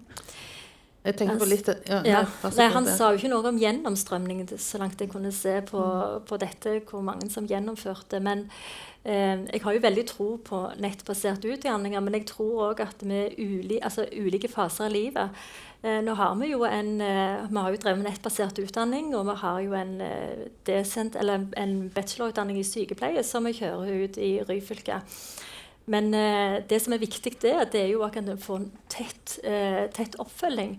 Det var jo Ola også inne på, denne med attention, altså oppmerksomheten en trenger. Det viktig. Det ser ut fra den statistikken som jeg viste innledningsvis i forhold til samordnet opptak, at å tilrettelegge studier for eldre, det kan jo være god butikk. Og de jo i snitt 32,8 år. Men litt tilbake igjen, Bjørg, til det du sa, at vi ikke et bestiller-utførerkontor. Tone, du sitter i styret til VID. De har litt mer sånn butikkstil på sine tilbud, har de ikke det? Eller i driften av utdanning? Altså, det er jo litt ulike måter å være finansiert på. Og både BI og VID og andre jo finansiert på en måte som gjør at noen må se på balansen i inntekt opp mot det å faktisk kunne drifte. Det er jo som en virksomhetsbedrift som faktisk må gå i pluss for å ha ansatte. Og jeg tenker at det helt naturlig, og jeg synes det ganske spenstig når de skolene tenker kommersielt. Og jeg tror egentlig av og til litt inspirasjon til, når ikke dere så satt på Universitetet i Stavanger, men altså på de satte institusjonene, det å få inn denne kommersielle tanken om at det faktisk betalingsvilje fra arbeidsgivere i privat og offentlig sektor for at vi som jobber der i dag skal fortsette å utvikle oss. At vi skal ha kompetanseløp, at de skal holde på oss, og at vi skal ville bli. Og i det så ligger det en sånn veldig, veldig spennende dynamikk. Og så tror jeg det viktig å avklare bestillerkompetansen og leveransen. Fordi at det sånn, hvis du lager kurs på noe du tror arbeidslivet trenger, så vil det trolig gå dårlig. Men hvis du kan si til en bedrift, eller høre fra en bedrift eller en kommune, om at dette har vi faktisk prioritert at 25 hos oss skal gå på. Kan dere sette opp et kurs på sosial bærekraft? Det kommer til våren fra EU som en klump i hodet på oss her. Hva vet vi om det for noe? Så tror jeg det en sånn en fremdrift som liksom av de kommersielle som også andre institusjoner kan lære noe av, og som også skaper en viss dynamikk da, med andre bedrifter som vil kjøpe og vil ha denne kompetansehevingen gjennom ofte kurs. Jeg tenker sånn, det er jo ikke alltid sånne studiepoeng altså jeg har jo gått 9 år på universitetet, jeg vil ikke ha flere sånne, jeg har bare vekttall. Jeg vil ikke ha flere sånne vekttall eller studiepoeng. Jeg vil ha kurs og lære meg noe nytt. Men det kan jeg Jeg kan jo berolige deg med at det ikke bare er sånne lange utdanninger vi holder på med. Da. Og videreutdanning som var nevnt, de har jo mye av det som du nevner her. Og så må jeg også nevne at vi er jo i en omstilling der vi tenker mye mer på kortere emner. Altså ikke bare en master, men emnepakker og så videre. Så det både er der og vil bli mer av. Ja. Og så er det noe vi ser i kompetansebarometeret at mangler. Det er teknologikompetanse. Og det er ikke bare de skal regne teknologiløp oppover. Det er, vi må vite mens vi jobber i dag, hva er transhumanisme, hva er egentlig bruken av AI, hva er det gjør med oss som individer, at det kommer noen som ligner på oss, som er digitale. Alt dette må vi vite mer om. Og den kompetansen tenker jeg, dette er kurs som bare venter de kommer etter oss, de som er yngre. Dette må vi lære oss, vi som har levd litt lenger enn de som er i utdanning nå. Ja, det er helt riktig, og nå engasjerer du meg veldig, for dette har jeg jo snakket om, særlig i forhold til kommunen, om helseteknologi for eksempel. Hva trenger dere kompetanse? Og klart når jeg får svar at dere må lære deg trykke på knapp. De må våge å trykke. Så sier jeg, nei, men kjære deg, det kan vi faktisk ikke lære dere. Altså, vi må jo lære studentene våre mer generiske kunnskaper som de kan komme ut, og så må de få den der spesifikke kunnskapen i en bedrift eller der de jobber. Så vår oppgave er først og fremst, tenker jeg, å sørge for at de har endringskunnskaper og generiske kunnskaper det de skal ha. Så det å lære deg å trykke på en knapp, det kan vi ikke lære deg. Det var liksom takeawayen fra den samtalen. Nå fikk jeg en veldig lett jobb som moderator. Det var jo bare å trykke på knappene til dere. Tusen takk skal dere ha. Nå, folkens, skal vi ha en 20 minutters pause før vi skal ta for oss kunstig intelligens. Da er vi i gang med den andre og siste delen av Know-how EdTech. Og jeg håper dere er klare for å legge frykten til side og se AI rett i øynene. På Know-how EdTech har vi hatt AI oppe en rekke ganger, bare for å nevne det. Vi har snakket om opplæring i døvespråk og deepfake video og hjelp til lesing og skriving i Teams. Og når vi hadde dette på vår agenda for noen år tilbake, så ante vi ikke helt rekkevidden av denne teknologien. Men i fjor høst så skjedde det noe. Og kunstig intelligens slo ned som en bombe, spesielt i utdanningssektoren. Og etter samtaleroboten ChatGPT ble tilgjengelig for alle, så har meningene om AI eksplodert. Likevel, de færreste av oss vet egentlig hva AI er, og hva denne teknologien faktisk kan bety for oss. I minst i vår sektor utdanning. Vi har derfor samlet et panel som etter hvert skal komme opp på scenen.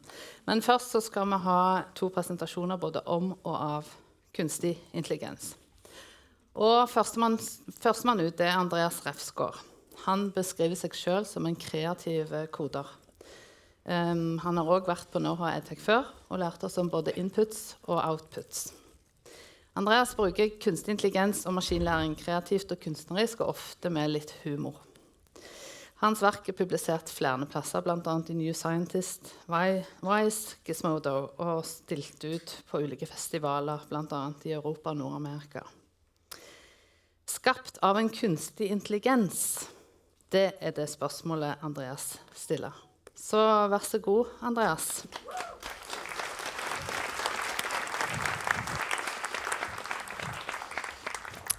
Tak. Mange tak for invitationen, og tak fordi jeg må komme tilbage her. Jeg har faktisk været på den her konference tilbage i 2019, og jeg så lige den præsentation, jeg lavede dengang i 2019. Og det, jeg laver i dag, der er ikke noget overlap. Så det siger måske også lidt om, hvor meget der er sket med kunstig intelligens bare på få år. Men som sagt, jeg har skrevet min talk handler om ting, der er skabt af kunstig intelligens. Kan man stille spørgsmålstegn ved. Jeg har også udgivet en bog, den er på dansk. Så hvis ikke I forstår, hvad jeg siger, så kan det være, at I kan læse, hvad jeg siger. Den er lavet i samarbejde med en psykolog, der hedder Mads Korsgaard, og handler om at bruge computeren og kunstig intelligens i kreativt arbejde. Og det, jeg vil snakke med jer om de næste 25 minutter, det er sådan 3 forskellige ting. Noget om at få maskiner til at genkende ting. Noget om at få maskiner til at skrive tekst. Noget om at få maskiner til at skabe billeder. Og så i stedet for, at det er bare mig, der snakker, så vil jeg prøve at demonstrere noget, og måske nogle af jer vil være med til noget. Det håber jeg. Det kan jeg jo lige tænke over, om der er nogen frivillige til noget. Men vi starter med det her med at få maskinen til at genkende noget. Og jeg vil hoppe lige ud i den første demo, som er et lille program, jeg har lavet i samarbejde med et bibliotek i Danmark, Vejle Bibliotek. Og det er et program, som vi kalder Tegnemaskinen. Det er et system, som er trænet på en masse tegninger af simple ting. Så nogle lidt børneagtige, meget simple stregtegninger af mennesker, fisk, fugle, firbenede dyr, skibe, køretøjer og planter. Og så kan man tegne tingene, så er der en maskine, der prøver at gætte på, hvad det er, man tegner, og så kan man vække tingene til live. Og når jeg tegner nogle ting nu, så må I gerne prøve at gætte, bare råbe højt, hvad I tror, det er, jeg tegner. Er I med på det? Okay, så nu prøver jeg at tegne noget. Så må I se, om I kan gætte det. En fisk, ja. Så lad os se, hvad systemet tænker. Den tror også, det er en fisk, og så kan jeg vække tegningen til live, og så vil den ligesom svømme lidt rundt her. Okay, I skal bare gætte videre. Det forstår jeg ikke. En fugl, ja, okay, ja. Så vil den gøre der. Okay, hvad med den her? Hvad er det? En sten, ja, men systemet siger, jeg er ikke sikker, fordi den har faktisk ikke blevet trænet på nogen sten. Den er kun trænet på de her kategorier. Så maskinlæring er jo heller ikke, eller AI er jo heller ikke klogere end det data, den er blevet trænet på. Så tingene vil altid falde ned i en af de kategorier, den har set. Nu tegner jeg lidt videre. En bil, ja. Okay, lad os se. Måske. Køretøj. Og så vil den flyve lidt rundt. Og så den... Okay, nu tager vi lige sådan en her. Hurtigt. Hvad er det her?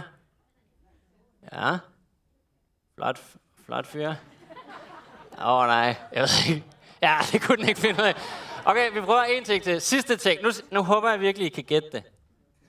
Jeg øvet mig meget på det her. Ja, det er en hest.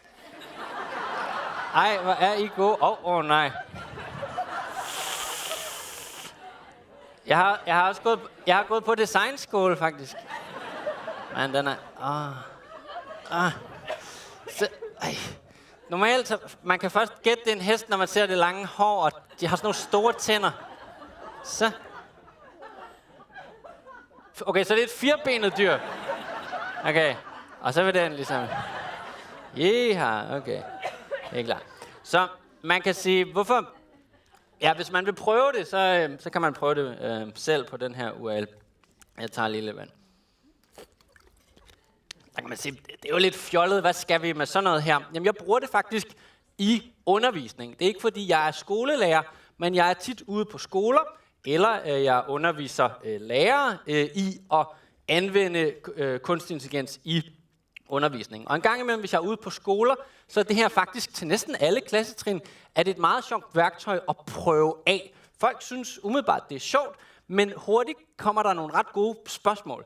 Og det kan for eksempel være, nu har jeg jo, I så, hvor god jeg var til at tegne, ikke? Så den kunne godt gætte det meste af det, jeg tegnede. Og den kunne godt gætte, at sådan noget her var en fugl. Men for eksempel, hvis folk tegner en fugl sådan her, så kan systemet ikke rigtig gætte det. Og det kan jo være meget frustrerende for lærerne eller for eleverne. Og det er en god chance til at dykke lidt dybere ned og snakke om sådan noget som, hvad er et datasæt, og hvad er bias? Hvorfor kan den genkende den ene fugl, og ikke den anden fugl? Og så kan man faktisk gå ind og kigge på, hvad er det for noget data, den er trænet med. Og jeg har taget et open source datasæt af tegninger af alle mulige kategorier, som hedder Quick Draw Dataset. Og i det kan man for eksempel slå fugle op, og så kan man se, at fugle ser jo ud på mange forskellige måder. Folk har tegnet fugle på alle mulige forskellige måder i det her datasæt. Og det viser sig altså, at de her meget simple, lidt mågeagtige fugle har typisk en struktur, så de er meget bløde i kanterne, i stedet for at være meget hårde i kanterne. Og man kunne jo godt sige, at nogle fugle kunne måske godt se sådan der ud. Så i virkeligheden er det en god chance for at begynde at snakke lidt om, hvad er data, og hvordan kan data være måske lidt biased. Og i sig selv er det jo ret ufarligt, om en fugl, som er tegnet som en stregtegning, bliver genkendt på den ene, og ikke bliver genkendt hos den anden. Men man kan godt overføre de her situationer til det virkelige liv også. Her ser vi Microsofts Face API, som den var i 2019. Den har identificeret et ansigt og siger, at det her er a young man wearing a black shirt, og den er ret sikker på, at der er et hairpiece, altså at det er en paryk. Og det er i 2019, og det er Michelle Obama. Så der har været inden for ansigtsgenkendelse kæmpe systemisk bias, hvor det virkede ret godt på de folk, der sad og udviklede det. Det er sådan nogen som mig, hvide gutter, vi prøver noget af, tester det på noget data, det virker bare super godt. Men på for eksempel afroamerikanere, og især sorte kvinder, blev de meget tit miskønnet. Så grelt, så for eksempel Microsoft har trukket det her helt tilbage. Så jeg kan godt lide at bruge sådan leg og humor som en indgang til at diskutere bias og etik inden for kunstig intelligens. Man må godt grine af noget, synes noget er rigtig sjovt, og samtidig synes, at det er lidt scary på samme tid. Og her er det et toilet. Så det her med at genkende ting, det synes jeg er enormt spændende, og så kan jeg godt lide, når man kan bygge noget oven på billedgenkendelse. Og jeg har ikke noget imod, hvis billedgenkendelserne en gang imellem ligesom laver noget forkert, laver nogle fejl. Jeg synes, vi kan lære noget af de her fejl. Et projekt, jeg har lavet, det hedder Poems About Things, og det er sådan et projekt, hvor man kan gå rundt med sin mobiltelefon i byen og tage billeder af ting. Der er en indbygget billedgenkendelsesalgoritme, som kan genkende 1000 forskellige kategorier. Og det gør, at man kan tage billeder af ting, og så gætter den på, at det er en espresso, eller er det en banan, eller hvad er det for noget, det her. Når den så gætter på noget, så tager den det gæt og sender det videre til Google Suggest, som er det samme som hvis man prøver at søge på noget på Google, så kommer der tit sådan en hel liste af søgeforslag. Og tit kan de her lister af søgeforslag have sådan en sjov rytme, for eksempel om bananer. Kan bananer slå dig ihjel? Kan bananer fryses ned? Kan bananer forårsage diabetes? Kan banantræer bevæge sig? Osv. osv.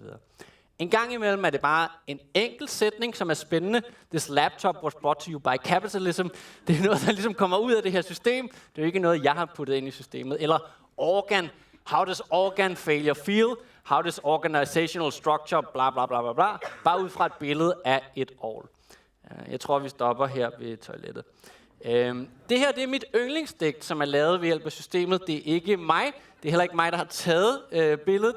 Men det er en studerende, jeg havde nede i Eindhoven på Designakademiet dernede. Han omfortolkede ligesom mit værk. Jeg kaldte jo værket Poems About Things, så jeg troede altid, at folk ville gå rundt og tage billeder af ting, ligesom vende kameraet væk fra dem selv. Han vendte kameraet mod sin egen krop, og begyndte ligesom at løfte op i tøjet og gøre alt muligt. Og systemet var trænet på 1000 kategorier af hverdagsting, men der var ikke kategorien menneske. Den var ikke med af en eller anden grund. Det er det, der hedder MobileNet, det er trænet på. Der var heller ikke en kategori for dele af menneskekroppe, så systemet prøver ligesom at putte det ned i kasser så godt det kan, og synes, at hans meget flotte, behårede overkrop er en pelsjakke. Og det er jo på en eller anden måde, altså på samme tid er det helt vildt godt gættet, og det er helt vildt forkert. Ikke? Altså, og den der spænding, synes jeg godt, man kan have. Man kan godt på samme tid være mega imponeret, og synes, det er så dumt som en dør. Så det kan jeg godt lide. Og så bliver det jo så et digt her om den her pelsjakke. Is it real? Is it worth anything? Is it made out of mink? Why is my fur coat shedding? Altså, hvorfor falder hårene af min pelsjakke? Og nu har jeg... Når jeg laver projekter, de her interaktive projekter, så tænker jeg meget på en kurve, som jeg har lært af Mads, ham som jeg har skrevet den her bog med. Mads er psykolog, og inden for psykologien er der den her kurve, som er lidt berømt. Den hedder Wundt-kurven, og den prøver at beskrive forholdet mellem overraskelse og nydelse. Ideen er, hævder ham her Wilhelm Wundt, at hvis du ikke har noget overraskelse, har du heller ikke noget nydelse. Det klassiske eksempel er, at man kan ikke kilde sig selv. Kroppen ved godt, hvad der sker med berøringen, så der er ikke nogen overraskelse, så der er ikke nogen nydelse. Hvis man går ned i, Rema 1000, og nogen kilder dig bagfra, så er det enormt overraskende. Men det er så overraskende, så det faktisk ikke er så rart. Så måske hernede. Men hvis man er derhjemme, og ens kæreste, kone eller hund eller et eller andet kilder en, så ved man godt lidt, hvad der skal ske, men det er stadig lidt overraskende, for det er ikke en selv, så det er ret rart. Så jeg prøver meget at designe ting, så det ligesom rammer den her sweet spot på Wundt-kurven.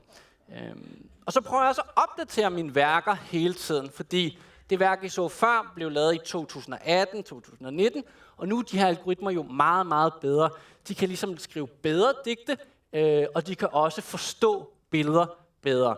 Så jeg tænker, at vi lige prøver at lave et digt om jer, hvis I er med på den. Tør I godt? Ellers så må I kigge væk. Og nu kan det være, det går galt, for nu ryger alle kablerne og alt sådan noget. Nu prøver vi lige. Okay. Så først er der en algoritme, der vil prøve at fortolke, hvad der sker her, med en hel sætning. Og så sender jeg det, som den tror, den ser, til ChatGPT, som så jeg beder om at skrive et digt om, hvad den ser. Lad os prøve at se. Looks like a group of people watching a presentation. Fair enough. Sitting in the room, their eyes all aglow, a rapt audience before the show. One by one, they give a nod, all eager to hear the knowledge of God. Den er god. Wow. Blev den gemt? Jeg har gemt den. Ja, jeg har gemt den. Og jeg stopper den her. Ja, vi kan sende det ud senere. Det er meget, meget langt, men den var god. Det plejer ikke at være så godt. Det plejer at være rimelig dårligt. En gang imellem er det også, altså nu blev jeg præsenteret som God her. Tit er den sviner mig lidt til, især hvis der ikke, nu er det jo et helt fuldt publikum, men hvis der ikke er så mange i publikum, så kan den godt svine mig lidt til, når jeg gør det. Så det her det er også ned fra Holland, en konference, jeg lavede, hvor den sagde audience in auditorium with rows of empty seats, fordi der ikke sad nogen på de første rækker. An audience of empty seats, rows and rows of them, staring back at me, mocking me with their silence. I stand alone on the stage, foolish and exposed, wishing desperately for someone, anyone to fill those seats. But they remain empty, a silent accusing mob, and I can't help but feel that I deserve their contempt. Yes. Nå. Jeg har også prøvet at lave det samme, præcis det samme, bare med memes i stedet for digte. Og det hedder MemeCam, lavet i samarbejde med en praktikant, jeg har haft, som hedder Frederik Lauenberg. Det ser sådan her ud.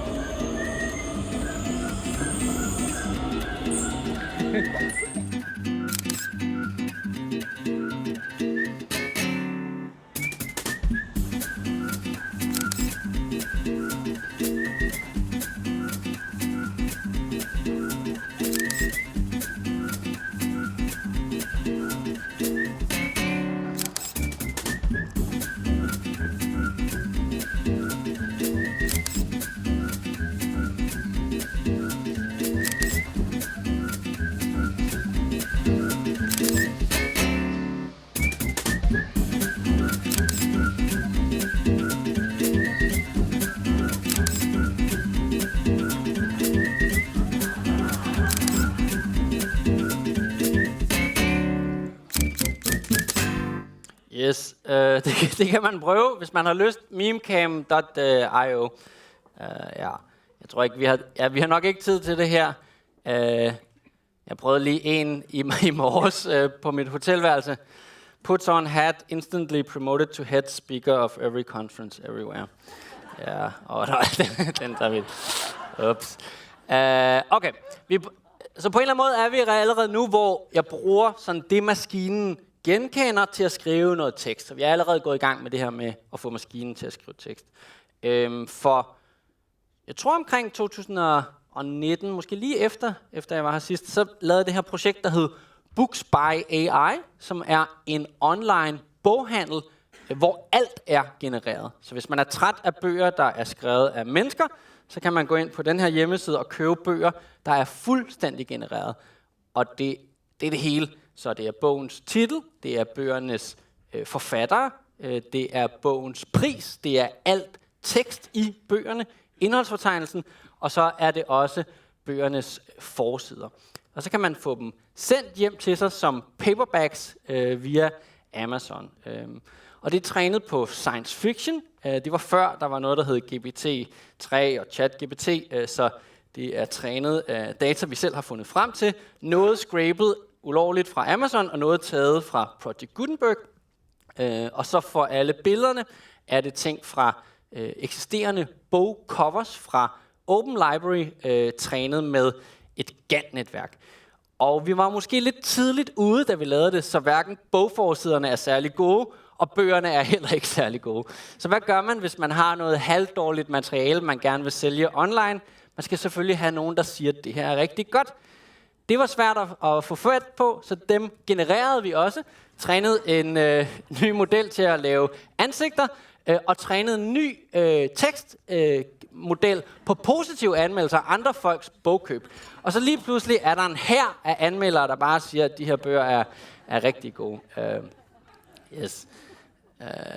Og en sjov krølle på halen er, at bøgerne er så til salg på Amazon.com, hvor meget af træningsdata også kommer fra. Så det er sådan en slange, der bider sig selv i halen. Og det er faktisk et stort problem også rent sådan, hvad kan man sige, i forhold til det, at man træner modeller med tekst og billeder fra nettet. Lige om lidt bliver nettet jo oversvømmet af tekst og billeder, der er lavet af maskiner, og så træner maskiner på det, maskiner har lavet. Så det er sådan en kommentar til det.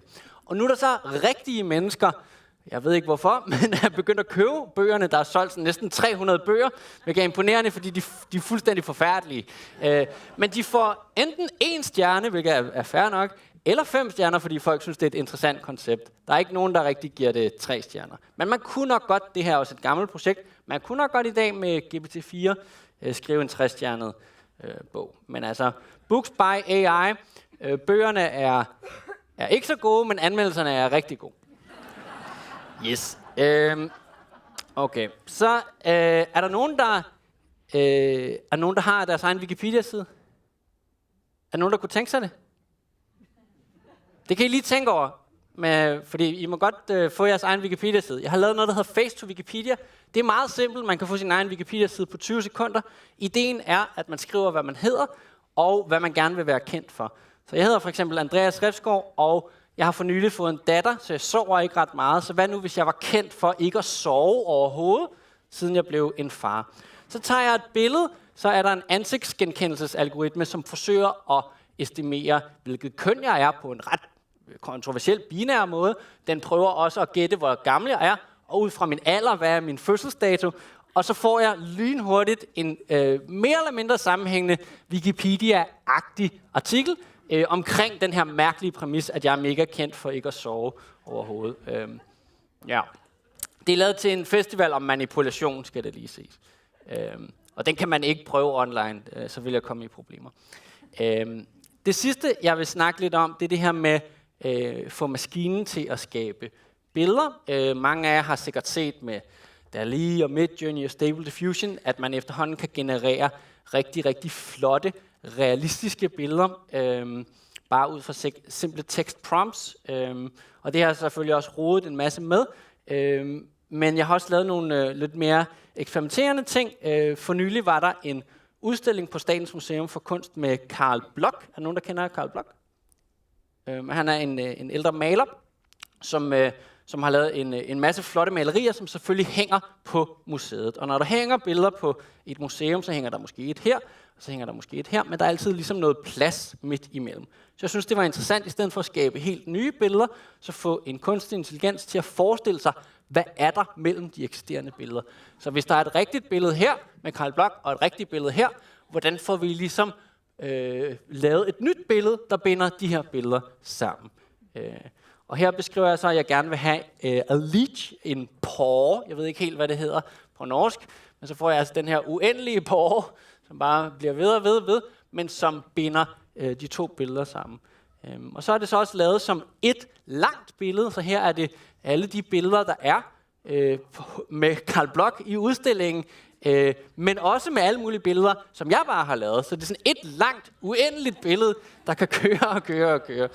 Så kan man selv prøve at gætte, hvad der ligesom er hvad. Ja.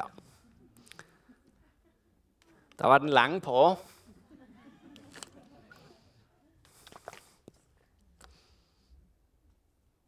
Yes. Og så er vi tilbage. Alle de ting, vi ser lige nu med tekst og med billede, de sker lige så småt med andre digitale medieformer. Med musik. Jeg kommer faktisk tilbage klokken lidt i 9 og laver nogle ting med musik, men også med video. Og fordi jeg har fået en datter, så kom jeg ikke på festival i år. Jeg elsker at gå på festival, og jeg kommer oprindeligt fra Roskilde Festival, som har sådan en kæmpestor festival. Jeg har været der 15 år i træk, men i år var jeg der ikke. Og der havde jeg sådan lidt FOMO. Jeg ville vildt gerne på festival. Jeg kunne ikke komme på festival. Jeg sad og rodede med noget AI. Så tænkte jeg genererer bare, hvordan festivalen ser ud. Så jeg har genereret nu en film, og alt er fuldstændig AI-genereret. Bare ud fra tekstinstruktioner har jeg lavet den her film. Og så har jeg også genereret musikken. Jeg har bedt om, at jeg vil have noget meget hardcore psytrance. Så tror jeg kommer til at tilføje lidt for meget mudder. Men det her, det er sådan... Jeg har forestillet mig, Roskilde Festival var, selvom jeg ikke var der selv i år.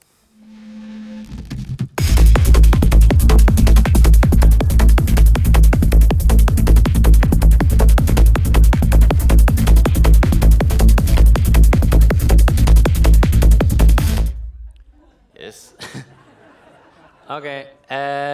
Jeg vil lige vise et kommende projekt.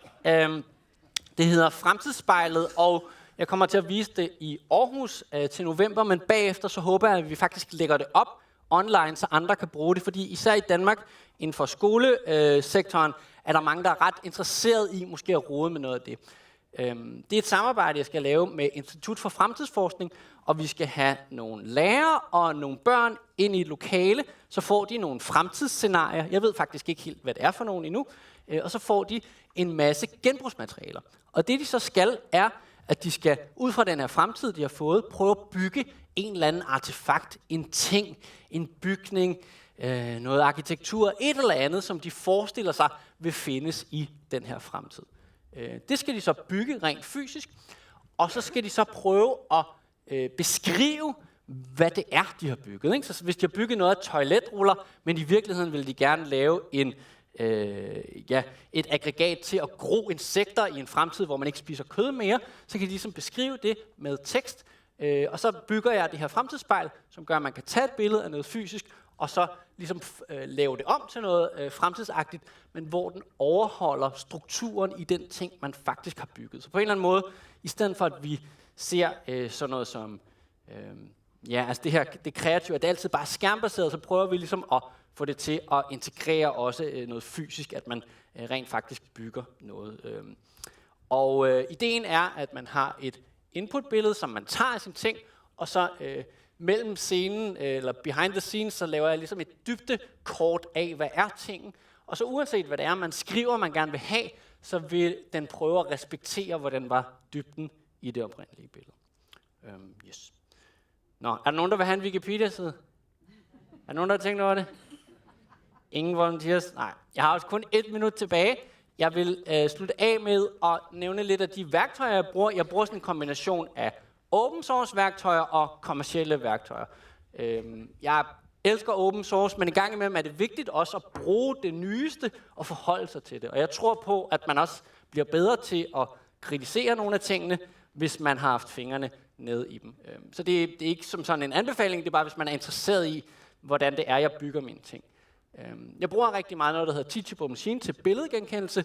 Jeg var også med til at lave den første version af Teachable Machine for Google, så jeg er sådan lidt farvet.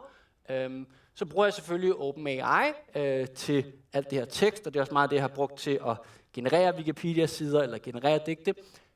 Så bruger jeg TensorFlow.js, som er open source, hvis jeg vil have ting, der skal køre i browseren. Hugging Face er et fantastisk sted til at finde open source maskinlæringsmodeller, og tit kan man bare trykke på en simpel knap og prøve dem af. Til at generere video bruger jeg noget, der hedder Runway. Til at generere billeder bruger jeg en open source ting, der hedder Stable Diffusion. Og Replicate er til at hoste open source modeller og bruge dem i for eksempel sådan noget som MemeCam. Yes, det var tiden, og tak skal I have.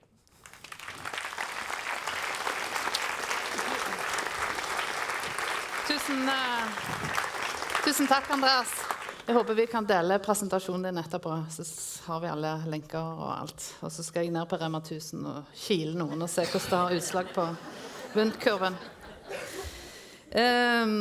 Du skal også være med i vår fagsamtale nå litt etterpå. Men vi kan jo ikke gi oss her, så vi må trenge enda lenger inn i teknologien. Og vi har invitert en ekte ekspert, og det er Rebecca Olsson Omslandsæter.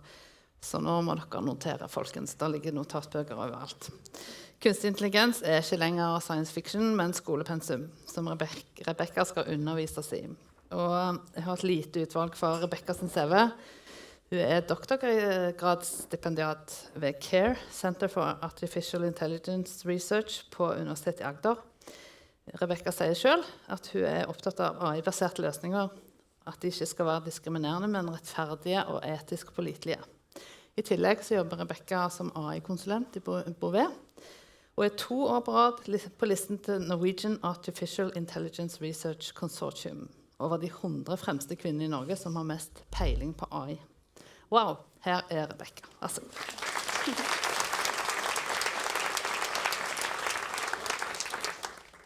Ja, det var jo litt av en introduksjon, så det er jo litt å leve opp til, liksom. Jeg da doktorgradsstudent på Universitetet i Agder, og det vil si at jeg forsker på kunstig intelligens. Jeg jobber med å utvikle de metodene for å lage datamaskiner smarte. Så det vil si at jeg driver med programmering, masse matematikk, og ja, en del grining og sånne ting. Jeg var veldig glad når jeg skulle hit og snakke for dere i dag, fordi jeg skjønte at det skulle være en del lærere i salen. Det noen som lærere? Ja, det var noen som liksom turte å vedkjenne seg det. Det tøft. Det hard jobb. Ok, fordi når jeg vokste opp, så vokste jeg opp i en liten bygd som heter Okklungen, som ligger i Porsgrunn. Og jeg hadde da en klasse som bestod av meg og 2 andre jenter, og på skolen så var vi totalt ca. 20 personer. Så på morgenen så var det alltid sånn kjempestor logistikkabal som skulle opp for å få alle barna til skolen med taxi. Så jeg var en av de første som alltid kom til skolen. En av de første som kom dit. Og det gjorde at jeg var så heldig at jeg kunne, eller fikk da lov til, å få en nøkkel til skolen. Sånn at jeg kunne komme inn på skolen før alle lærerne kom. Og det gjorde at jeg da fikk lov til å prøve datamaskinene som sto inne på det ene klasserommet. Og jeg syntes det var dritspennende, og jeg følte på veldig stort ansvar da, fordi jeg fikk lov å ordne med disse datamaskinene alene. Ikke sant? Og jeg har alltid vært litt sånn dramatisk person. Så jeg husker at jeg tenkte sånn, det her jo litt mitt univers, ikke sant? Mitt univers, denne nøkkelen og denne datamaskinen. Og litt det samme tenker jeg at det med kunstig intelligens. Fordi kunstig intelligens, den det dere i salen her, og folk som hører på og så videre, som sitter med nøkkelen til. Dere sitter med nøkkelen til hvordan dere tenker at deres elever skal oppleve kunstig intelligens. Hvordan de skal bruke det, hvordan de ikke skal bruke det. Og på en måte så kan man si at dere sitter med nøkkelen til å åpne et nytt univers for deres elever. Så derfor skal jeg nå snakke litt om kunstig intelligens for dere. For jeg synes kunstig intelligens selvfølgelig dritkult. Jeg jobber jo med det. Så her bak meg her så det jo et ganske sånn festlig bilde. Jeg vet ikke om dere ser at det ligner på noen. Det nemlig et AI-generert bilde av meg som tenker, noe som jeg gjør ganske ofte. For hva det vi til nå på en måte har i hovedsak tenkt at AI har vært? Jo, AI har vært en Terminator, som vi ser i bakgrunnen her. Hvis dere ser nøye. Litt sånn tatt ut fra en science fiction-film. Og ganske mange av oss da, har vært veldig redde for denne type teknologi. Og det ikke nødvendigvis sånn at vi har blitt mindre redde nå. Men det vi nå tenker at AI at vi har fått noe mer håndfast. Vi har fått et verktøy som kanskje flere her i salen har testet ut, nemlig ChatGPT, som gjør at vi får tilgang til kunstig intelligens på en helt ny måte, som gjør at vi får et på en måte håndfast og ekte bilde da, på kunstig intelligens. Vi har noe nytt å forholde oss til i forhold til AI. Og sånn som jeg sier da, så det ikke nødvendigvis sånn at folk mindre redde, men det mer håndfast. Og grunnen til at denne teknologien blitt så populær, jo fordi den såpass tilgjengelig. Den veldig lett å bruke, altså at den har et kjempeenkelt brukerrensesnitt, som det kalles. Og så den til nytteverdi for veldig mange. Så hvor mange har egentlig testet det verktøyet i salen her? Det en del, ja. Så det jo kjempebra. Men jeg ser også at det noen som ikke har prøvd det enda.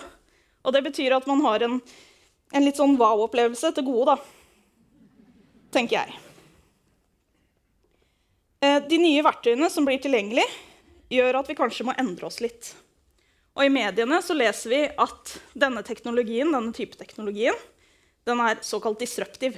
Det vil si at teknologien fundamentalt vil endre de måtene som vi lever på og gjør ting på. Og det ganske sterke ord, og det ikke sikkert at det skjer på den måten, men det noen som nevner det da. Så ChatGPT, det altså det her. Man kan gå inn da på en nettside, man kan lage seg en bruker, og så kan man sette i gang og chatte da, med dette kunstig baserte verktøyet, som kan generere tekst på en ganske god måte. Og ChatGPT en type kunstig intelligens som kalles generativ AI. Det vil si at den kan generere både bilder og tekst i kombinasjoner og på måter som den egentlig ikke har blitt trent på. Den har ikke blitt vist eksempler av det den faktisk genererer, men den klarer å koble sammen sammenhenger. Så selv om det ikke eksisterer et bilde av en avokado som en hund, for eksempel, så klarer en kunstig intelligens å prøve å visualisere et sånn type bilde, hvis du spør om et sånn type bilde. Og en vanlig misforståelse når det kommer til ChatGPT, det at ChatGPT en faktamodell. Men den kan hallusinere, altså finne på ting som ikke sant. Fordi denne modellen her en tekstmodell, så vil si at den genererer det mest sannsynlige neste ordet, og det det den opptatt av. Den fungerer på en måte som en slags autocomplete. Men folk påpeker at det blir vanskeligere og vanskeligere å skille ut det ChatGPT svarer, som eventuelt feil. Den har mer og mer rett. Men det likevel vi som sluttbrukere da, som står ansvarlig for den informasjonen som vi velger å bruke fra ChatGPT. Og hvis det et tema som du ikke kan noen ting om, så det veldig vanskelig å da vurdere om det svaret som du får egentlig riktig eller gærent. Så i min doktorgradsavhandling for eksempel, hvis jeg spurte om ting til den, som helt ny type teknologi, noe som jeg har jobbet med å finne på, så kunne den ikke svare. Det var bare tull, rett og slett. Ikke sant? Så her ser dere jo et eksempel på skjermen bak meg, men det dere i salen her, lærere og så videre, som sitter på kompetansen om dette gode tips eller ikke. Og det som viktig å tenke på da, når vi tenker på elevene våre, at de nødvendigvis ikke har samme type kompetanse, enda i hvert fall. De har ikke evnen til å vurdere om det de får til svar, kanskje nødvendigvis et godt svar eller ikke. Så det viktig å tenke på. Og de som har lagd dette type verktøyet, de har ikke vært veldig åpne om hvilke data de har trent modellen på. Men noe man ganske sikker på, at Wikipedia en av datakildene. Så den trent på data fra internett, og blant annet Wikipedia. Og det en ting jeg liksom husker fra videregående, så det at jeg fikk beskjed sånn, kanskje 1000 ganger sånn, Wikipedia ikke en kilde, Rebecca. Ikke sant? Jeg vet ikke om det har endret seg, kanskje det bedre informasjon der nå. Jeg fikk ikke lov å bruke Wikipedia. Så uansett så det viktig å påpeke at ChatGPT trent på internett. Altså data fra internett. At man har såkalt skreip av websider for å finne informasjon som man kan bruke til å trene disse AI-modellene. Men i motsetning til internett så ChatGPT for eksempel moderert. Internett ikke nødvendigvis moderert. Det vil si at potensialet for at dette kanskje et tryggere verktøy å bruke, faktisk der. Og kunstig intelligens, det egentlig en samlebetegnelse for ganske mye. En stor paraply. Alt fra liksom filosofi og datateknikk til logikk og neurovitenskap. Og selve kunstig intelligens-begrepet, det betyr at noe løser en intelligent oppgave uten at det kanskje skjer i noe organisk materiale, at det skjer i kabler, for eksempel i en datamaskin. Så at intelligensen kunstig. Og en intelligent oppgave kan for eksempel være å spille sjakk. Men oftest når vi snakker om kunstig intelligens, så snakker vi om dataprogrammer der vi ikke nødvendigvis har spesifisert eksakt hva dataprogrammene skal gjøre. Og vi har mange metoder for å oppnå intelligens i for eksempel datamaskiner, og en av de metodene kalles maskinlæring. Med maskinlæring så lærer vi dataprogrammene. Vi åpner for at de kan lære selv eller finne ut av ting selv, basert på eksempler som vi gir dem. Og når vi har snakket litt om ChatGPT og at det er generativ AI, så ser vi at det er en liten del av denne store paraplyen.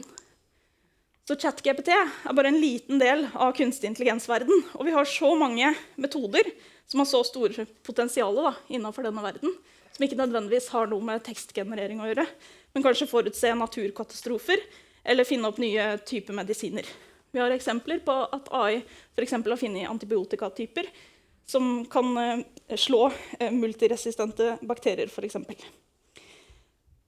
For kunstig intelligens er egentlig bare dataprogrammer. Og det er sammenlignbart med for eksempel Word på PC-en. Men hvilken sammenheng har det med vafler, tenker dere? Jeg er veldig glad i vafler, og på fredager så har jeg vanligvis en vaffel med bringebærsyltetøy og kanskje litt geitost på. Men det som hvis vi da skal tenke oss at vi skal lære et dataprogram hvordan å lage vafler, så ville et vanlig dataprogram vært at vi sa alle ingrediensene som trengtes for å lage vafler, og hvor mye som trengtes av hver ingrediens. Det ville vært et vanlig dataprogram. Men et kunstig intelligens-dataprogram, hvor vi har brukt maskinlæring for å lage det vaffelprogrammet vårt, da betyr det at vi vil da lære dataprogrammet hvordan man kan lage vafler. Og da ville vi gjort det ved å vise masse eksempler på vafler. Og så kunne modellen da finne ut hvor mye av hver ingrediens som trengs for å lage sånn passe vafler.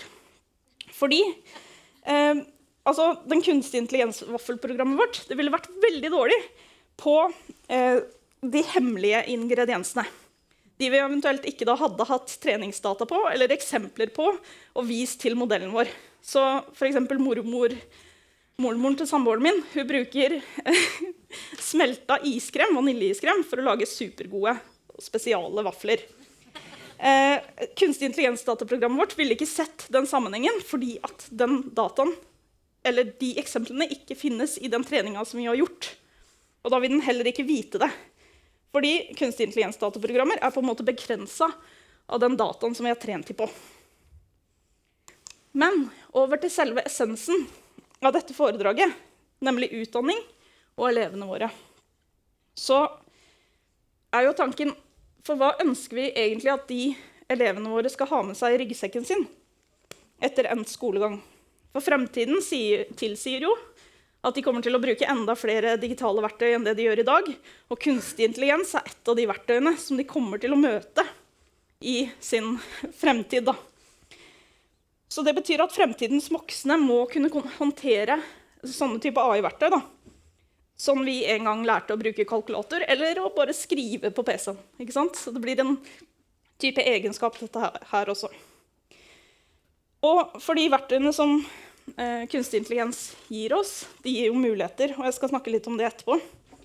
Men det er viktig at vi lærer elevene våre og småfolket hvordan de kan få kunnskap om digitale teknologier som kunstig intelligens, sånn at vi ikke overlater alt dette til USA, som har denne modellen, og ansatte som er fra USA. Vi må også ta en del av den utviklingen av kunstig intelligens, og da trenger vi elever og folk med kunnskap om teknologi og digitale verktøy. Ok, men over til noen av disse mulighetene.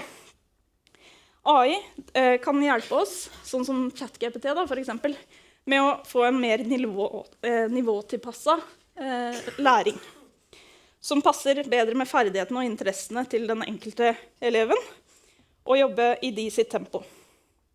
Man kan for eksempel forklare oppgaven enklere eller vanskeligere. Og snart så får vi ChatGPT, altså det kommer en oppdatering nå ganske snart, som gjør at man kan ta bilder av for eksempel en matteoppgave, og så kan man få tips da, til hvordan man kan løse den oppgaven. Så man får ikke svar umiddelbart, men man får en mer pedagogisk tilnærming til å løse den matteoppgaven. Så det betyr at det kommer også flere muligheter med disse verktøyene, som kanskje kan være nyttige da.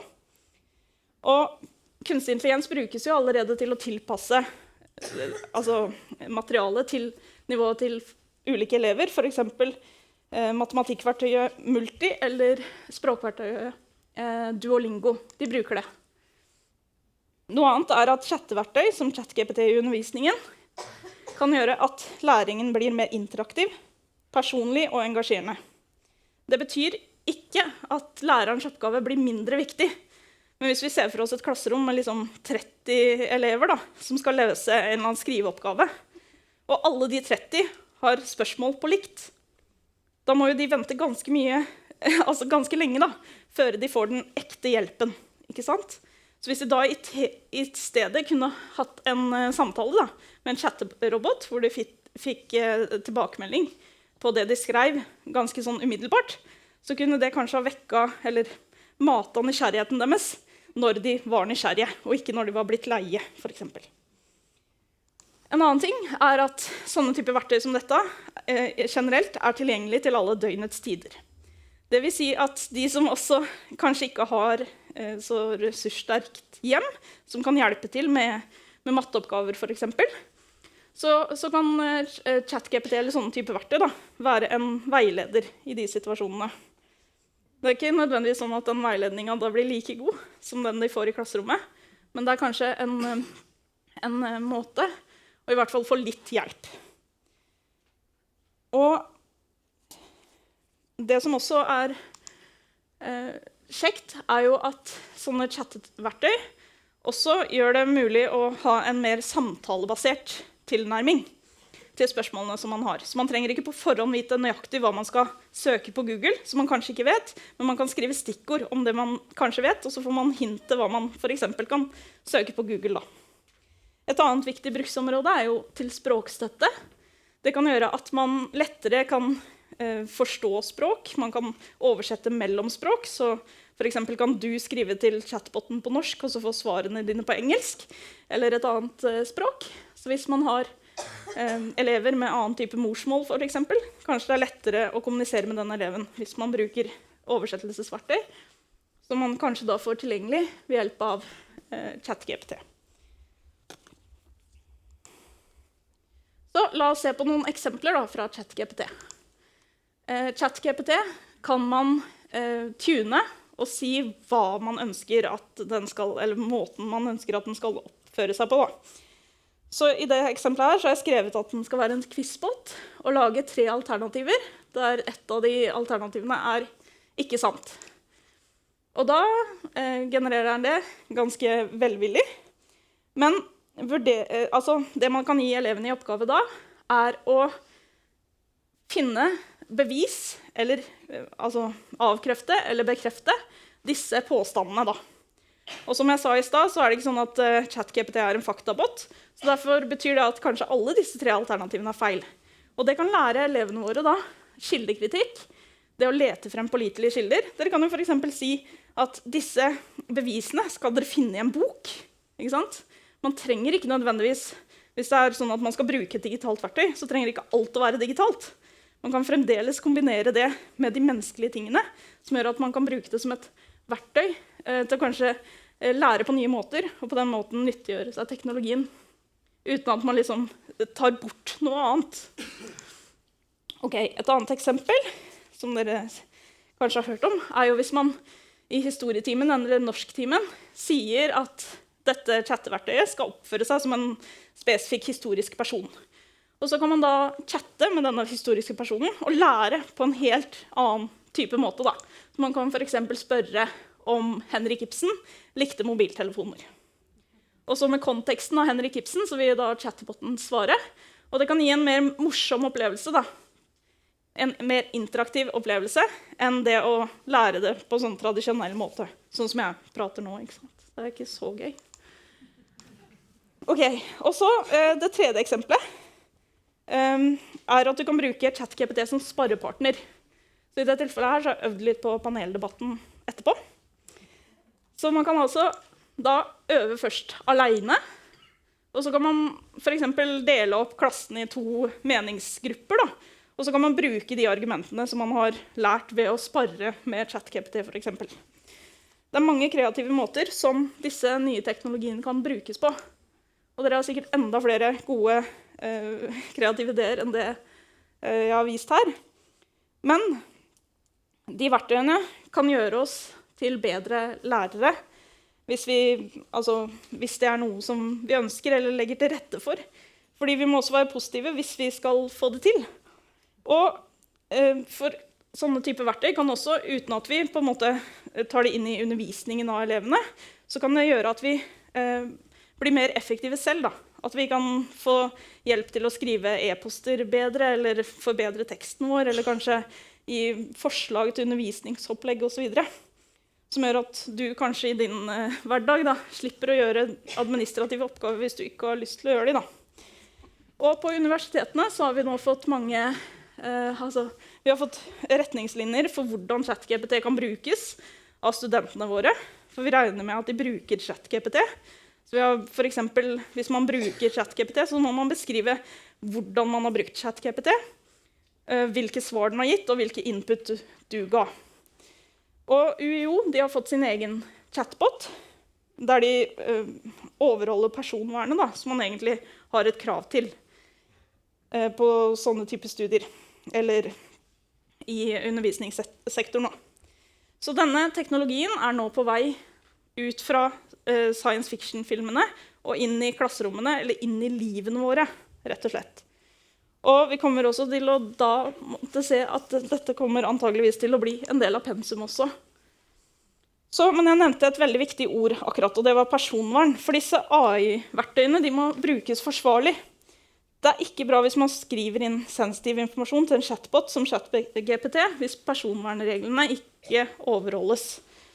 For dataen kan brukes til videretrening av modellen og lagres på harddisker, og det har også vært tilfeller hvor denne informasjonen har blitt lekket i hackerangrep for eksempel. La oss si at du har brukt ChatGPT i elevtimer, da, og så har Roger han har skrevet inn til denne chatboten om sine problemer hjemme, og så er det et hackerangrep som gjør at elever ved den skolen da, kan se hverandre sine chatter for eksempel. Det er jo ikke bra. Så derfor må vi passe på at sikkerhet er ivaretatt når vi tar i bruk disse verktøyene. Og det blir forbedringer på dette området hele tiden, og vi ser jo nå at for eksempel UiO lanserer sin chatbot der de har ivaretatt personvernet. Men amerikanske selskaper også gjorde en undersøkelse på det, som viste at 5% av de på en måte, skrivingene inn til en sånn type chatbot, da, de inneholder sensitiv informasjon. Og det er jo ikke noe bra. Så derfor er det viktig egentlig at man setter retningslinjer. Da. Hvilken type informasjon er ikke sensitiv? Hva kan jeg skrive inn i disse modellene? Fordi det er en problematikk med sensitiv data skrevet inn av lærere til sånne type botter, og også av elever. Så hvilke retningslinjer har man, og har man tenkt over det? NHO de gjorde en undersøkelse for som de publiserte i hvert fall litt over en uke siden, som viste at 92% av Bedrifts-Norge ikke hadde retningslinjer for bruk av kunstig intelligens av de 2000 som var spurt i den undersøkelsen. Og det er jo noe å tenke over i den sammenheng, da, for det er jo ikke egentlig helt bra. Men før jeg kom hit i dag, så vil jeg da undersøke hvordan det står til i norsk skole med bruk av digitale verktøy. Og denne undersøkelsen her, den viser at det er stor kontrast mellom det som er tilgjengelig og det som faktisk brukes. Så det som i 70% av tilfellene i denne undersøkelsen så ble digitale verktøy ensbetydende med at man satt med Word alene uten å samarbeide med noen andre og skrev i Word, ikke sant? Så med tanke på kunstig intelligens så er det da kanskje fristende å gjøre sånn her. Lukke øynene, men det tror jeg ikke er den beste tilnærmingen. Fordi det er bedre å diskutere, for dere kan være med å forme hvordan kunstig intelligens kan brukes best, og hvordan det kan få nytteverdi for elevene. For dere kan også bestemme hvordan det ikke skal brukes. Ikke sant? Dere sitter også på den makta. Ikke sant? Dere har egentlig ganske stor makt. Og akkurat sånn som at man ikke skal digitalisere bare for å digitalisere, så skal man ikke bruke ChatGPT eller kunstig intelligens bare for å bruke det. Man må si, hvorfor bruker vi det? Hvorfor har det en nytteverdi? Jo, på denne måten tenker vi at det kan være bedre. Ikke sant? Da vil det gi en verdi å ta i bruk sånne typer verktøy. Og sånn som ble sagt i sted også, så er det jo dere som sitter på nøkkelen til mye av dette her. For det er dere som er ute og er i klassetimer og har en mulighet til å påvirke hva de elevene lærer. Men dere trenger jo heller ikke å bekymre dere. For sånn som Sølve sier her, så gjør kunstig intelligens faktisk lærere enda viktigere enn noen gang. Det er helt essensielt at dere er der for elevene deres, og for fremtidens utfordringer, så må de kunne noe om kunstig intelligens. De må vite hva det er, hvordan det brukes, og hvordan det ikke skal brukes. Og med det tenker jeg at jeg har snakket nok, for nå er det 6 sekunder igjen. Så AI gir oss nye muligheter. La oss gripe dem.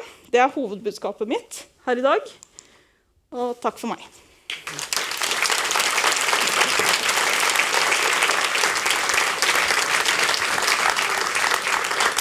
Tusen takk, Rebecca. Dette var positive nyheter, synes jeg, til lærere. Du viste noen skikkelig gode eksempler på hvordan man kan bruke det i undervisningen og faktisk til planlegging av egen undervisningsdager. Så veldig bra. Du skal være med i vårt fagpanel om AI og utdanning, så du kan i grunnen bare sette deg ned. Nå håper jeg at dere har blitt litt klokere på hva kunstig intelligens er og kan se ut som. Og er klare for å bli med en faglig samtale rundt hva dette kan bety for læring og utdanning på egentlig alle nivå. Så vi har samlet et dyktig fagpanel, alle med ekspertise og erfaring, på områder som er spesielt aktuelle for å gi oss mer innsikt i møte med den fryktpregede debatten om AI som har foregått det siste året. Så nå kan panelet bare ta plass. Så skal jeg introdusere hvem som er her. Og noen skal flytte et bord og få opp en stol til.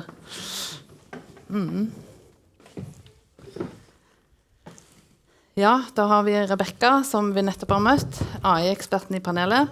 Hun passer på at vi bruker teknologien etisk. Andreas er uten tvil den kreative, som viser oss de morsomme og overraskende mulighetene. Og i tillegg så har vi fått med oss en lærerutdanner her fra Danmark, nemlig Nils Peter Jølund. Velkommen. Han er til daglig sjefskonsulent på Profesjonshøgskolen i København og tilknyttet deres Future Classroom Lab og prosjektet Playful Learning.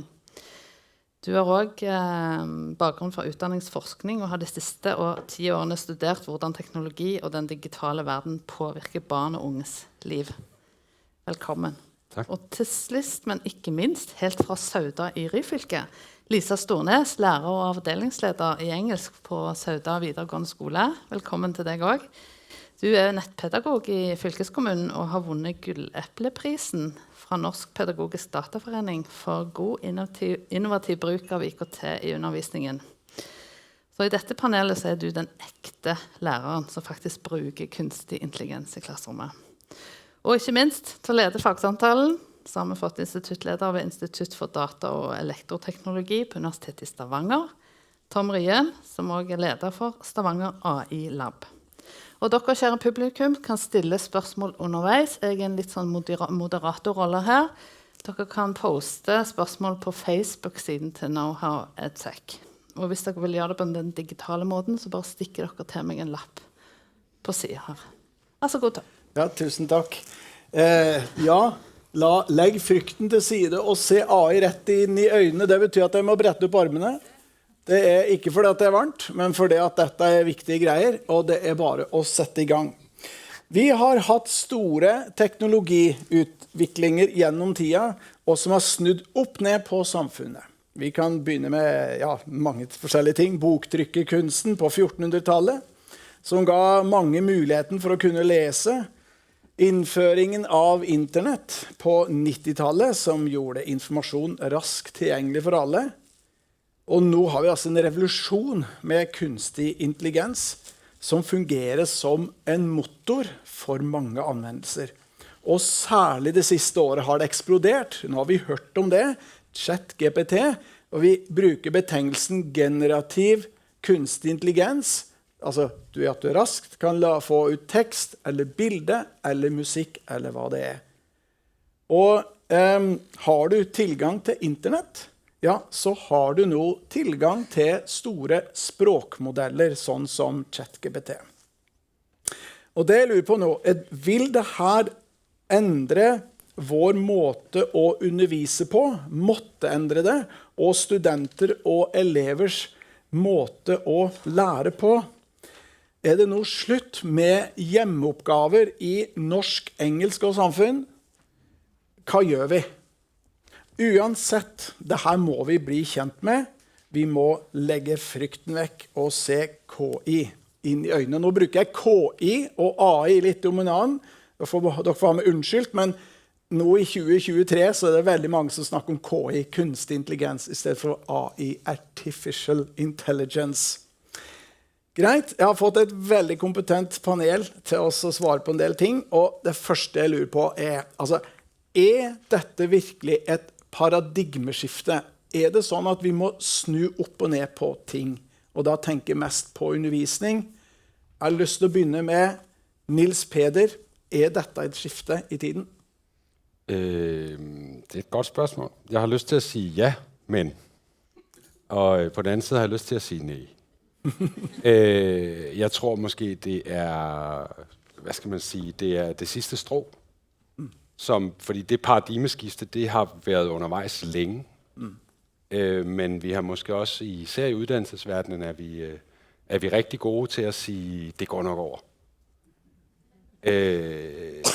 Og spørgsmålet er ikke så meget, om det er et paradigmeskifte eller ej. Det tror jeg egentlig, det er. Fordi der kommer til, altså vi kan allerede se nu, et eksempel, jeg kan komme med. På Københavns Professionshøjskole uddanner vi sygeplejersker.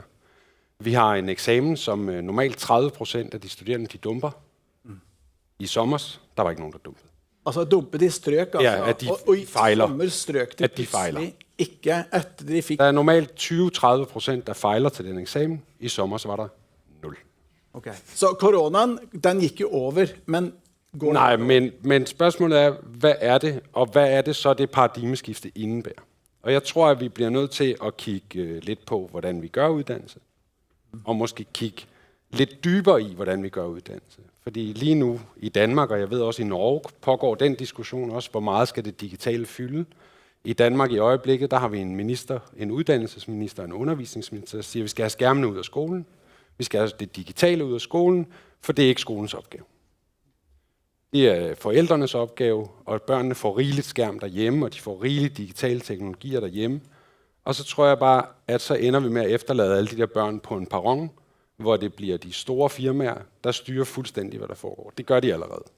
Men betyder det, at du er for mobil i klasserummet? Eller nej, det betyder ikke, at jeg nødvendigvis er for mobiler i klasserummet. Men det betyder, at vi bliver nødt til at forholde os til, at hvis vi siger, at vi skal have en mobilfri skole, hvor mobilerne ikke skal være i skolen, så bliver vi også stadig nødt til at forholde os til, hvad de mobiler gør i de børns liv. Og lige nu, jeg kender ikke den normale praksis i Norge, men jeg kan sige, at i Danmark, der for de flestes vedkommende, der må man ikke have sin mobil i skolen, og så forholder vi os ikke til den. Du kan få den igen, når du er klokken 3, og så snakker vi ikke mere om det. Så kan vi have dansk, og vi kan have matematik, og vi kan have samfundsfag, og vi kan have historie, og så snakker vi ikke mere om det. Så kan vi bestille Center for Digital Pædagogik til at komme med et lille dannelsesoplæg i 4. klasse, og et igen i 6. klasse, og så snakker vi ikke mere om det. Hvis nu vi tog det alvorligt, at de børns liv er digitalt, det fylder så meget i deres verden. Og der kan vi tale om doomscrolling, og vi kan tale om kokainalgoritmer, og vi kan tale om alle mulige forskellige ting. Vi må bare anerkende, at det fylder rigtig meget i deres liv.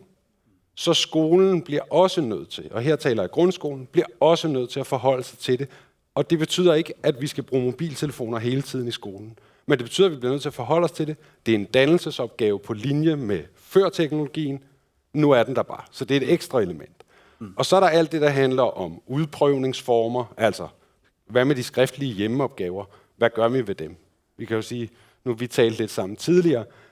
Vi har nogen, hvor vi tænker, spørgsmålet om de nogensinde lærer det der engelsk, og pludselig afleverer de en opgave, hvor du må slå op i ordbogen, fordi du er ikke helt sikker på, hvad det er, de egentlig forstår. Du er godt klar over, at de har brugt kunstig intelligens til at hjælpe sig. Men vi kan jo ikke finde alle vores værktøjer til at finde plagiat. De kan ikke finde det noget sted. Fordi det er ikke plagieret. Det er genereret. Så vi kan jo egentlig gå ind i en diskussion om, du snød, nej det gjorde jeg ikke. Du snød, nej det gjorde jeg ikke. Det er jo ikke konstruktivt. Så derfor bliver vi nødt til at forholde os til, hvordan vi gør det, hvordan vi laver udprøvningsmetoder, og måske netop bevæge os ind i at være nysgerrige i fællesskab på det. Det betyder så også, at vi har en masse undervisere, som skal have nogle nye kompetencer.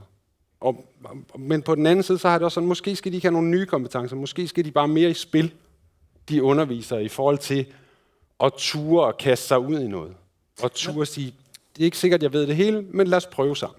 Jeg er bekymret for en ting. Altså, jeg tænker de unge, kanskje voksne, men det at øve sig og formulere sig, ikke sant? Du skal skrive en stil, du skal øve dig til det, og du har gjerne det som en hjemmeopgave. Det går ikke længere. Det vil slutte at lære at formulere sig på norsk, engelsk. Nej, men du skal også, altså man kan sige, med for eksempel med ChatGPT, er du også nødt til at øve i at formulere dig. Jeg prøvede her den anden dag at lege, at jeg var ordblind. Jeg er ikke ordblind, så jeg er ikke særlig god til at lege, at jeg er ordblind. Pludselig troede den, jeg var norsk. Altså, så forståelsen af, hvad du kan med en kunstig intelligens, er også en forståelse af at kunne have tekstforståelse, have sprogforståelse, have teknologiforståelse, have nogle andre, altså have en masse forståelser, informationskompetence. Hvor finder jeg overhovedet den information? Som du sagde, Rebecca, så fint. Hvordan finder jeg ud af, om det er rigtigt, det den siger? Langt hen ad vejen, så er noget af det rigtigt, noget af det ikke rigtigt. Hvornår kan jeg bruge Wikipedia, hvornår kan jeg ikke? Altså, jeg har også altid fået at vide, at Wikipedia, det må vi ikke bruge. Lige indtil jeg begyndte at studere på informationsvidenskab, og så slog jeg information op i det store leksikon, bogleksikon. Der er en definition på information. Hvad information er. Så slog jeg det op på Wikipedia. Der er alle 7 definitioner af information. Så der er Wikipedia langt mere præcist end leksikon. Men vi skal jo kunne finde ud af at kildekritisk og sortere i det. Så ved jeg så også, at den artikel på Wikipedia er skrevet af en professor i informations- og dokumentationsvidenskab. Så det er jo solid information, man får der. Men hvordan gør vi det? Ja, og nå har jeg lyst til at fortsætte lidt på det, fordi ja, Wikipedia kan av og til faktisk være mere korrekt. Faktisk. Og så kan vi ikke helt citere til det. Men så sa Rebecca, og Rebecca, nå har jeg lyst til at spørre deg for det. Du sa nemlig at ChatGPT er tryggere enn internett. Ja, for hvis det ChatGPT, når jeg skriver det akkurat som, jeg vil kalle det den perfekte partner eller ektemake, for den gir alltid et svar, og svaret er alltid snilt og greit, sant? Ja. Men ChatGPT er tryggere, faktisk. Men i pausen så snakket jeg med noen som sa at nei, de skal ikke oppfordre noen å ta ChatGPT i bruk i videregående nå, fordi ja, vi har ikke regler på plass. Hva er det som skjer? Altså, når det her er snillere, hvorfor kan vi ikke ta det i bruk med en gang? Er det noe som mangler? Er det lover og regler? Hva er det? Vet du noe om det? Ja, det handler jo om dette med personvern da. At vi må vite at de dataene som vi har, de er på en måte våre. Vi sender det ikke ut av landet, for eksempel. Det er en del regler og sånne ting som gjør at det er veldig problematisk å lagre dataene sine i et annet land, for eksempel. Hvor de egentlig da kan hente de ut uten samtykke, nærmest, ikke sant? Sånn at det handler om at vi må ha trygge verktøy på plass. Og det har vi jo, for eksempel, UiO har jo gått ut med et eksempel nå, med denne UiO GPT som de har lansert, der de har personvernreglene innenfor det som de føler er trygt da. Så når vi får sånne verktøy som vi også kan bruke da, som alle kan bruke, så vil det jo være mulig å da ta det i bruk på en helt annen måte. Og så er det det med den der modereringen i disse som er på en måte lagt inn. Elon Musk for eksempel mener jo at man ikke skal ha det. Han mener at det er for woke, som han har sagt på Twitter, da. At han vil egentlig ikke at AI skal modereres noe som helst. Han vil at den skal bare, basert på den dataen som finnes, generere et svar. Og det er jo veldig problematisk, fordi ofte er jo treningsdata basert på historisk data, og det er ikke alt vi er så stolte av. For historien er ikke alltid representativ for hvordan vi ønsker at fremtiden skal være. Spesielt med tanke på mangfold. Nå visste jo du noen eksempler også, Andreas, på akkurat det. Det er kjempeviktig at vi tar dette til oss og justerer, da. Og det er jo noen som har gjort med ChatGPT, for eksempel. Ja, og så har vi også et eksempel på hvordan AI-verktøy er brukt i undervisning. For vi har en ekte lærer på scenen her. Bare det sagt, altså jeg har undervist ganske mange år da. Ja. Men, så jeg har på en måte litt lærer, jeg har faktisk undervist på ungdomsskolen også, bare så det sagt. Men vi har også andre som har undervist her. Men vi har Lise, som da kommer fra Sauda, og vi måtte jo da helt innerst i Ryfylke for å finne en skikkelig bra bruk av AI.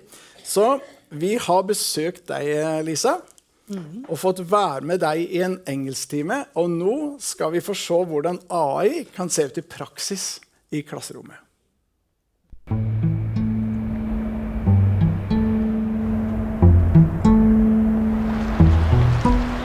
Vi skal jobbe i dag med en oppgave med kunstig intelligens. Og da vil jeg at vi skal da bruke en kunstgenerator som lager bilder til oss. Er det spørsmål til den oppgaven? Ingen spørsmål. Ok, men da kan dere egentlig bare sette i gang. Så du sier man, tall. Jeg er engelsklærer, og på mange måter så er jo det kanskje et av de fagene som har veldig god bruk for AI. Så skal vi skrive bare inside a cloak på starten. Og utrolig mange ulike måter man kan bruke det på. Det var jo bra det. Det er jo lærerikt da. Liksom andre læringsmetoder, at vi får et annet innblikk. Så nå har vi liksom jobbet med beskrivelser da, og så har vi kanskje en tanke i hodet, og så lagt den en annen. Det er jo gøy da. Altså AI kan være et veldig godt verktøy til nettopp for eksempel å gi tilbakemelding på en elevprodusert tekst enn for eksempel bare et vanlig retteverktøy. Hvis en elev ønsker hjelp og får en tilbakemelding de ikke helt forstår, så er det bare å fortsette samtalen. Kan du forklare dette på et enklere måte? Så det blir en slags personlig assistent for elevene og en partner i det arbeidet som de jobber med, og ikke bare en rød strek. Er det noen ord her dere kunne ha trengt å få forklart? Således, den er litt usikker på. Kan du spørre hva det betyr? Det som jeg synes er kanskje også ekstra spennende med kunstig intelligens, det er den muligheten det gir både lærere og elever til å være kreative rundt faget sitt. Jeg vil tro at det kan brukes i alle fag av alle lærere, men det er et enormt behov for et kompetanseløft blant veldig mange av kollegene mine og lærerne. Han var rå. Det var rett ut. Ekte viking. Han var ekte viking, det var rett ut av Game of Thrones. Game of Thrones. Det er noe annerledes da. Det er jo ikke å skrive ned på penn og papir og ikke vite du må lese opp. Du kan jo spørre han og så får du svar. Det kan jo være ganske mye enklere da. Det kan brukes veldig kreativt, og det gir et lite avbrekk fra alt annet. Og det er veldig gøy å se hvordan teknologien går fremover. Det er greit å henge litt med og kunne litt ting. Hvis det blir innført i arbeidslivet eller blir en ting vi kommer til å utnytte oss av.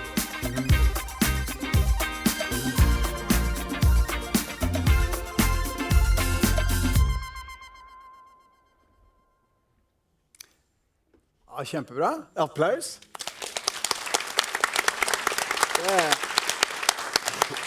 Jeg skjønner du har vunnet en var det gullpalmen? Gulleple. Gulleple, ja det er nesten det samme, ikke det? Ja, det synes jeg var veldig bra. Det var utrolig kjekt. Og jeg ser jo at de koser seg veldig. Men det er en ting jeg lurer på. Er det slutt med å skrive lengre tekster på engelsk, eller? Nei, absolutt ikke. Elevene skriver jo fremdeles lengre tekster, men muligheten er jo så mye flere nå. Fordi at med tanke på, altså vi kan jo liksom ikke stenge kunstig intelligens ute i skolen. Det eksisterer, og hvis jeg tenker at elevene skal skrive, og de kjenner til kunstig intelligens, så har ikke jeg noen makt til å stoppe det. Så da er det egentlig litt min rolle å hjelpe eleverne å forstå dette, og hjelpe eleverne å forstå hvordan de kan bruke dette for å styrke skrivinga si og styrke teksten sin. Sånn som du ser her i videoen, så er det jo litt den at jeg tenker at vi som lærere må snakke en god del med elevene våre om hva denne kunstig intelligensen er for noe, hva den kan da bidra med, men hva kompetanse må du selv ha for å kunne evaluere og forstå de svarene du faktisk får tilbake. Så absolutt, de skal skrive fremdeles lengre tekster. Hvor får du tak i den kompetansen som lærer? Hvordan kan du lære deg opp i det her?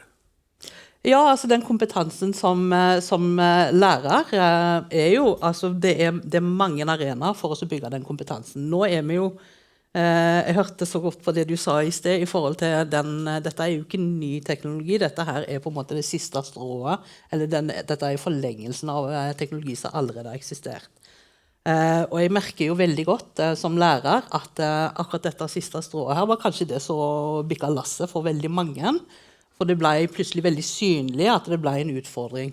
Så den kompetansen, den tror jeg vi må faktisk bygge i lag som utdannere. Altså når vi da tenker jeg jobber i videregående, så jeg må jobbe sammen med andre lærere i videregående, og gjerne andre lærere i grunnskole og i høyere utdanning, for å da forstå både hva kunstig intelligens for noe, men også det å forstå hvordan dette her kan da bli et verktøy for meg i min rolle som lærer, for elevene mine i deres rolle som elever, men også da kanskje ha et blikk rettet fremover for hva vil dette utvikle seg til, og hvordan vil det da være når mine elever skal ut i et arbeidsliv, og bruke denne teknologien i sine yrker i fremtiden. Hva må jeg som videregående skolelærer forberede dem på? Hva kan jeg hjelpe dem å forstå og lære om dette verktøyet her, og hva kompetanse trenger de? Men det lang vei å gå for dette altså teknologien den utvikler seg så raskt, og den kom veldig brått på veldig mange av oss. Jeg må bare få spørre litt teknisk nå, og dere kan se det her på YouTube, sant? Altså, hvilke verktøy brukte du nå?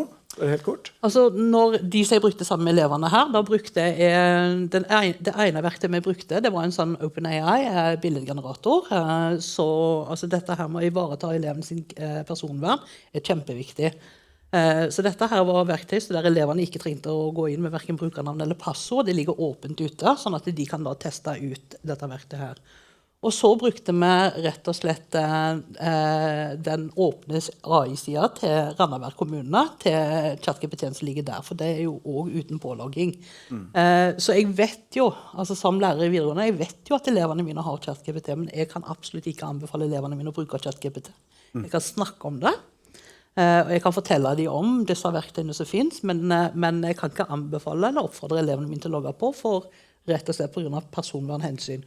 Og det jo også da faktisk viktig at vi bruker tid på som lærere og snakker med elevene om, ikke sant? At de må ansvarliggjøres overfor sitt eget personvern, og spesielt da med tanke på disse generativ AI, så samle inn opplysninger og kan brukes senere. Ok, så vi må få noen lover og regler på plass, sånn at vi kan begynne å ta ting i bruk. Altså det viktig, sant? Kjempeviktig. Personvern.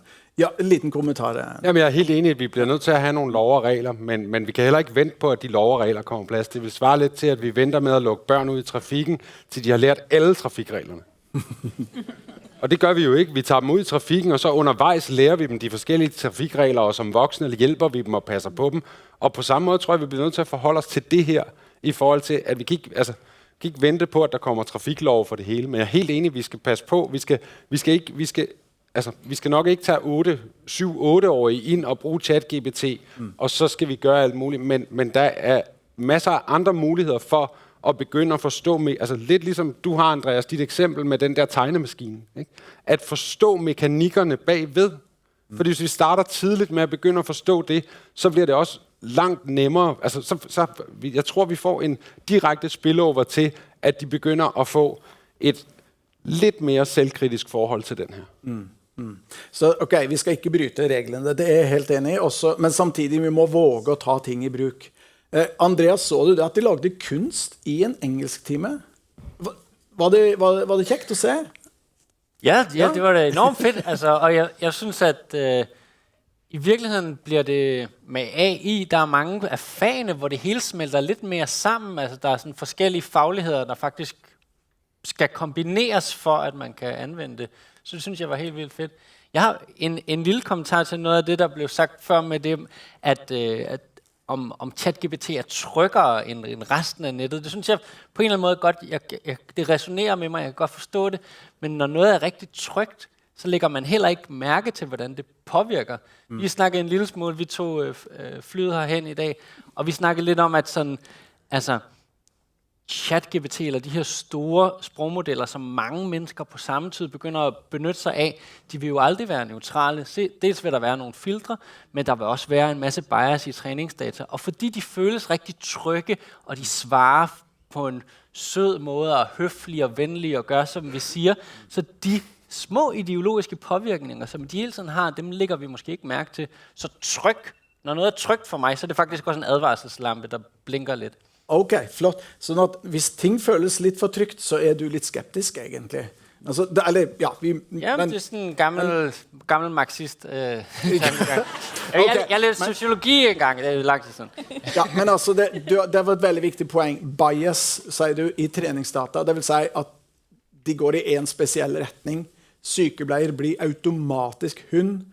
Politi blir alltid han. Sant? Det er det som er bias. Og det er en obvious bias. Men der vil være nogle, når det er sprog, altså, så vil der være sådan nogle små, neutrale, mærkelige nogen, som vi ikke helt opfanger. Interessant. Nå, vet du hva, nå må jeg ha et spørsmål fra publikum. Yes. Har vi kommet inn nå? Det renner inn her, så nå må jeg virkelig selektere litt. Ja. Men jeg synes i hvert fall vedkommende som stilte et spørsmål en time før vi startet i det hele tatt, fortjener et svar. Hvem eier informasjonen? Både den som er generert og den som blir puttet inn. Hvem eier informasjonen av det som er generert og det som er puttet inn? Ja. Skal vi spørre Rebecca, eller hvem skal vi spørre? Ja, du så svaret? Altså, det er jo en del pågående rettssaker, blant annet i USA, som sikkert du vet om, som handler om kunstverk, om hvem som eier det egentlig. Når du har generert et bilde, da, for eksempel, sånn som de gjorde her, eier du det da, eller gjør du ikke det? Og foreløpig så er det ingen rettssaker som har kommet fram til konklusjonen om at du eier det. De har liksom lagt det menneskelige som et premiss da, for at du skal kunne eie det, sånn at du må, at du må være liksom laget av deg sånn 100% da. De legger menneskelig som en sånn greie for det da. Men altså, når vi skriver inn den informasjonen som vi skriver inn til ChatGPT, så er det OpenAI som kan bruke den videre. Og det gir de et utrolig konkurransefortrinn. Og den ble jo i utgangspunktet delt i forskningsøyemed, og den dataen som de har fått samlet inn fra alle de millionvis av brukerne som de nå har samlet inn data fra, det gir de et konkurransefortrinn i en eller annen ting som vi ikke ser enda. Som også er en vinkel på det, da, vinkling på det, som også man kan tenke over og være litt kritisk til da. Men for å kunne være kritisk så må vi ha kunnskap. Og kunnskap får vi ved å være nysgjerrig og ikke være redde. Sånn at vi må liksom snakke om det på positiv måte også, for å kunne se de utfordringene og påpeke de også, tror jeg. Veldig, veldig bra. Og derfor er det jo godt, at det er Microsoft, der lige om lidt ejer. Altså, det bliver en integreret del af Windows. Så kan vi være trygge. Nå, men det er jo interessant, ikke? At de fleste steder, så bruger vi jo i skolerne, hvis vi bruger digital teknologi, så er det Windows-maskiner. Og lige om et øjeblik, så er det en integreret del af Windows. Hvad så? Ja. Og det ser vi kanskje snart, når de snakker om er det Microsoft Copilot, eller hva det heter, som skal komme 1. november. De lanserer i hvert fall voldsomt. Altså, da er det ting integrert i Office-pakken vår, sies det. Ja, Nej, men jeg tror, at der er flere ting i det her. For mig at se, er der flere ting der. En ting er hvordan understøtter vi så undervisernes arbejde med det her? Og der tror jeg, at det sted, hvor jeg kommer fra, professionshøjskolerne eller universiteterne, vi har en kæmpe opgave i at lave en efter- og videreuddannelse. Men det er en efter- og videreuddannelse, som også nu, før da prorektoren fra universitetet i Agder og den anden kvinde sad heroppe, at der kom jeg til at tænke på den der diskussion af, hvad er det, vi tilbyder som videregående uddannelser efter videreuddannelse, og hvordan gør vi det? Og der har vi det med at sige, her, vi har et kursus, det var også den diskussion, ikke? Vi har et kursus, det kan I få, det er ikke det, vi skal bruge.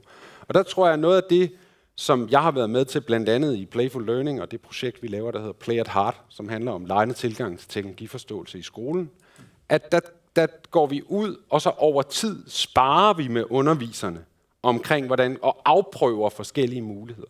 Så jeg tror også, vi bliver også nødt, det paradigmeskifte handler måske også om, at vi bliver nødt til at være nysgerrige på, hvordan vi gør efter videreuddannelse på andre og nye måder, som fletter sig ind i den daglige praksis for lærere og undervisere, også på universiteterne. på grundskole, på videreuddannelse, på højere uddannelse. Hvordan laver vi kompetenceudvikling, uddannelse, kurser, som er helt tæt på den praksis? Hvordan fletter teknologiforståelser ind i engelsk? Hvordan fletter det sig ind i dansk? Hvordan fletter det sig ind i matematik og i samfundsfag? Og det gør det på forskellige måder. Og det bliver vi nødt til også som efter videreuddannelsesinstitutioner at være nysgerrige på, hvad er det så, du har brug for, Lise?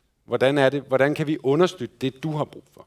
Det synes jeg, og det er kjempebra. Vi støtter og kompetansebygging for læreren, sant? Men her er det mange politikere, beslutningstakere, skoleledere. Hva vil du si til skoleledere og politikere, Niels Peder? Så tror jeg, og det er måske lige så meget henvendt til mit eget hjemland, at vi skal holde op med at sidde i hver sin grøft og enten synes, at det skal væk, eller være jubeloptimister. Vi bliver nødt til at nuancere den debat, og den forholden os til det. Og så må vi jo bare sige, at det er der, om vi ved det eller ej. Det er i lommen på børnene, det er i lommen på de unge, det er også i lommen på de voksne. Når vi siger, at børnene skal slukke, så spørger de, far, hvorfor nu må du kigge på din telefon? Det er, fordi det er arbejde, min søn. Ja. Vi kender os igjen der, vi som er barn. Der er sikkert flere af os, der får lidt røde ører, når man hører det, ikke? Men jeg tror, vi bliver nødt til, og så tror jeg, vi bliver nødt til massivt at investere i kompetenceudvikling. Altså fra politisk side. Tror jeg, vi massivt bliver nødt til at sige, og nu jeg kunne se i Norge, jeg tror, at i Danmark kunne vi måske godt sådan, kigge lidt til jer heroppe i Norge, i forhold til, at der er nogle bevægelser her, som er interessante, synes jeg, i forhold til, hvordan man tænker, nu vi må have det ind i højere uddannelse, der skal det være en integreret del, ikke? Men der er også en vis konservatisme, der må til, ikke? Fordi vi har også brugt 20 år på at i Danmark har vi brugt 30 år på at gennemdigitalisere vores skolevæsen. Ved at købe smartboards og iPads og computer, men vi har ikke rigtig brugt penge på at efter videreuddanne personalet og ledelsen. Fordi at når teknologier gør noget ved fagene, så gør det jo også noget ved organisationen af skolen. Det vil sige, det gør også noget ved den måde, jeg leder min skole på. Det gør også noget ved den måde, vi gør skole på. Så derfor bliver vi også nødt til måske... paradigmeskiftet handler måske om, at vi bliver nødt til at gentænke, hvad skole er. Ja. Så det er akkurat som vi må ta et steg tilbake og se hva vi holder på med. Det har i hvert fall vi merket hos oss.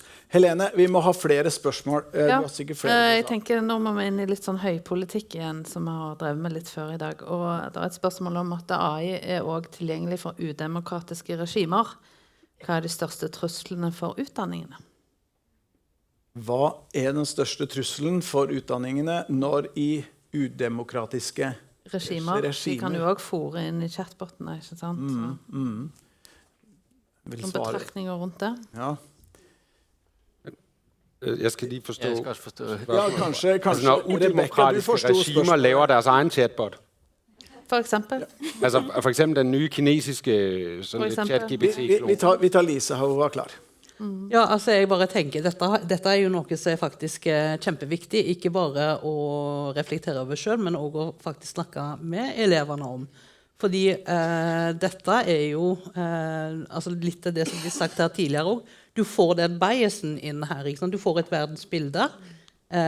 Noen har suttet og valgt ut hvilken informasjon som skal inn i for eksempel ChatGPT, og da har de samtidig også valgt vekk noe informasjon. Og det vil jo da påvirke litt den biasen i de svarene du får ut igjen. Hva skjer da når for eksempel Russland lager sin AI, eller Kina lager sin AI, eller mater dette inn i chatbotene. Og da tror jeg, det tror jeg er også, som lærer i videregående, så tenker jeg at dette er faktisk informasjon som eleverne må få. Når de bruker kunstig intelligens, så må de vite om den biasen, og hvordan dette kan påvirke svarene. Og det finnes jo masse gode eksempler som jeg kan bruke på dette i forhold til for eksempel, jeg underviser ikke bare i engelsk, jeg underviser i religion og etikk i tillegg, og da bruker vi ofte eksempler om selvkjørende biler og programmering av de. Og hva er det da som skal ligge til grunn? Altså, hva informasjon mater du inn i programmet som skal da styre de selvkjørende bilene? Jo, altså da er det jo et vestlig verdenssyn Og en prioriterer yngre folk framfor eldre, og en prioriterer for eksempel mennesker framfor dyr. Og så det jo da snakk om og antall mennesker framfor, altså hvis det 3 mennesker i bilen og 1 person i gata, så meier du ned den ene personen i gata. Men hvis det 1 person i bilen og 3 på gata, så det bilen som kjører i fjellveggen. Og det jo litt sånn problematisk da, ikke sant? Fordi at det sånn rent logisk utifra det vestlige verdenssynet, så vil jo det vært det alternativet en ville ha valgt. Men så kommer spørsmålet, og grunnen til at kanskje Mercedes ikke har helt da fått lagt disse bilene helt ennå, det jo da, hvem kjøper en bil, så da måker sjåføren rett inn i fjellveggen, hvis det 3 personer som krysser et gangfelt. Så du får liksom litt av det her, altså, du får ikke noe ut av ChatGPT som du ikke allerede har puttet inn, for å si det sånn. Selv om den generativ, så bruker den informasjonen som den har tilgjengelig, og den biasen vil alltid eksistere i de svarene. Og dette vil jo stemme da, for jeg håper å si et udemokratisk regime, så Kina, hvis de programmerer sin, Russland, hvis de programmerer sin, så vil jo, altså det blir jo mer og mer krevende å vite hva da, håper jeg, fakta, hva håper jeg, nøytral informasjon, og hva da biased information oppi alt dette her. Så noe svar det jo ikke, men det viktig også å stille spørsmål om det, og det med etikk utrolig viktig, og det når vi jobber med oppe på UiS også, Stavanger AI Lab, med det også kunne få etikk inn i bildet her nå, for det så viktig også å ta det opp. Ja. Nei, jeg hadde bare lyst til å stille et spørsmål som på en måte litt innenfor dette, og det hvordan kan man sikre at alle undervisere på alle nivåer får viktig og riktig informasjon om hvordan de kan og bruke kunstig intelligens i undervisningen? Må vi ha obligatorisk kursing? Spørsmålstegn. Ja, må vi det? Hvor mye må man? Ja, altså nå, Elisa, igjen, du må svare altså. Må vi ha obligatoriske kurs for... Ja. Nei, både og. Jeg tenker, jeg håper å si, det ligger litt i mandatet. Hvis du skal være i underviserrollen i grunnskole og videregående skole, så ligger det i overordnet del av læreplanen at du skal faktisk drive med opplæring av elevene til å bli gode digitale samfunnsborgere. Og det ikke sånn at vi kan, litt sånn som du sa, på en måte bare stenge det digitale ute. Dette eksisterer i hverdagen til elevene våre. Og da tenker jeg det tryggere og mer fornuftig at lærerne og skolen som helhet med oss og støtte elevene i dette arbeidet. Og hjelpe de faktisk å navigere. For det var mye enklere å gå på skolen når jeg gikk på skole. Da var det liksom 2 oppslagsverk på biblioteket. Og da var det alle skrev samme svar på oppgavene, fordi at det var de 2 oppslagsverkene jeg brukte. Mens nå så det så utrolig mye informasjon. Vi må hjelpe eleverne å forstå og navigere i dette. Jeg lurer på om det var hun fra Ukraina som snakket om dette havet. Altså dette jo veldig overveldende for elevene våre å finne frem i på egen hånd. Og vi kan ikke overlate det til foreldrene nødvendigvis heller, fordi da blir det, du får dette digitale skillet. Det har vi jo allerede sett eksistere, og jeg tenker hvis vi får det inn i skolen og sørger for at alle har en opplæring der de lærer seg å bruke disse verktøyene på en fornuftig måte, kjempeviktig. Men det krever faktisk at lærerne må settes i stand til å gjøre det. Og så det sånn at vi har jo et digitalt skille i lærerstanden nå. Det ikke til å se vekk ifra at noen kanskje litt mer interessert og litt mer har kommet litt lengre enn kanskje andre, så da egentlig ønsker å kanskje skru av strømmen på klasserommet nå og bare la PC-ene ligge i sekken, og så finner vi frem penn og papir igjen. Men det tror jeg egentlig helt feil vei å gå. Det kan vi ikke gjøre. Nå ser det ut som tida ute for det her. Stemmer det? Eller klokka mi, den har mange minutter igjen. Hva sier du? Tror din klokke stemmer? Min klokke stemmer. Da stoler jeg på den. Vi har en annen klokke her som går og går. Som på rødt. Men ja, jeg har lyst også å stille Andreas noen spørsmål for det. At Andreas, altså det virker som du leker og koser deg. Det noe, skal vi bare slutte med å lære å skrive ordentlig? Er det egentlig slutt på den skriftlige verden? Hva tenker du? Altså, i møte med det, hva skal vi gjøre? Nej, det tror jeg ikke. Altså man kan sige, jeg er jo ikke underviser som sådan, så jeg har ikke på den måde en faglig mening om det, men nej, jeg tror da ikke, at altså, man bliver jo meget bedre til at styre de her systemer ved at kunne skrive godt. Jeg har en lidt mærkelig anekdote, men det er, at jeg skulle i TV-avisen i Danmark, der skulle jeg demonstrere, hvordan DALL-E 2 virker. Det var den her billedgenerator fra OpenAI, fordi jeg var en af de første i Danmark, der havde adgang til den. Og så havde nogle journalister fundet frem til, at det var mig. Og så kom der en journalist hen til mit kontor, og så skulle vi så sidde og prøve at generere nogle billeder med DALL-E. Og det skulle så sendes i nyhederne på DR1 klokken 19 den aften.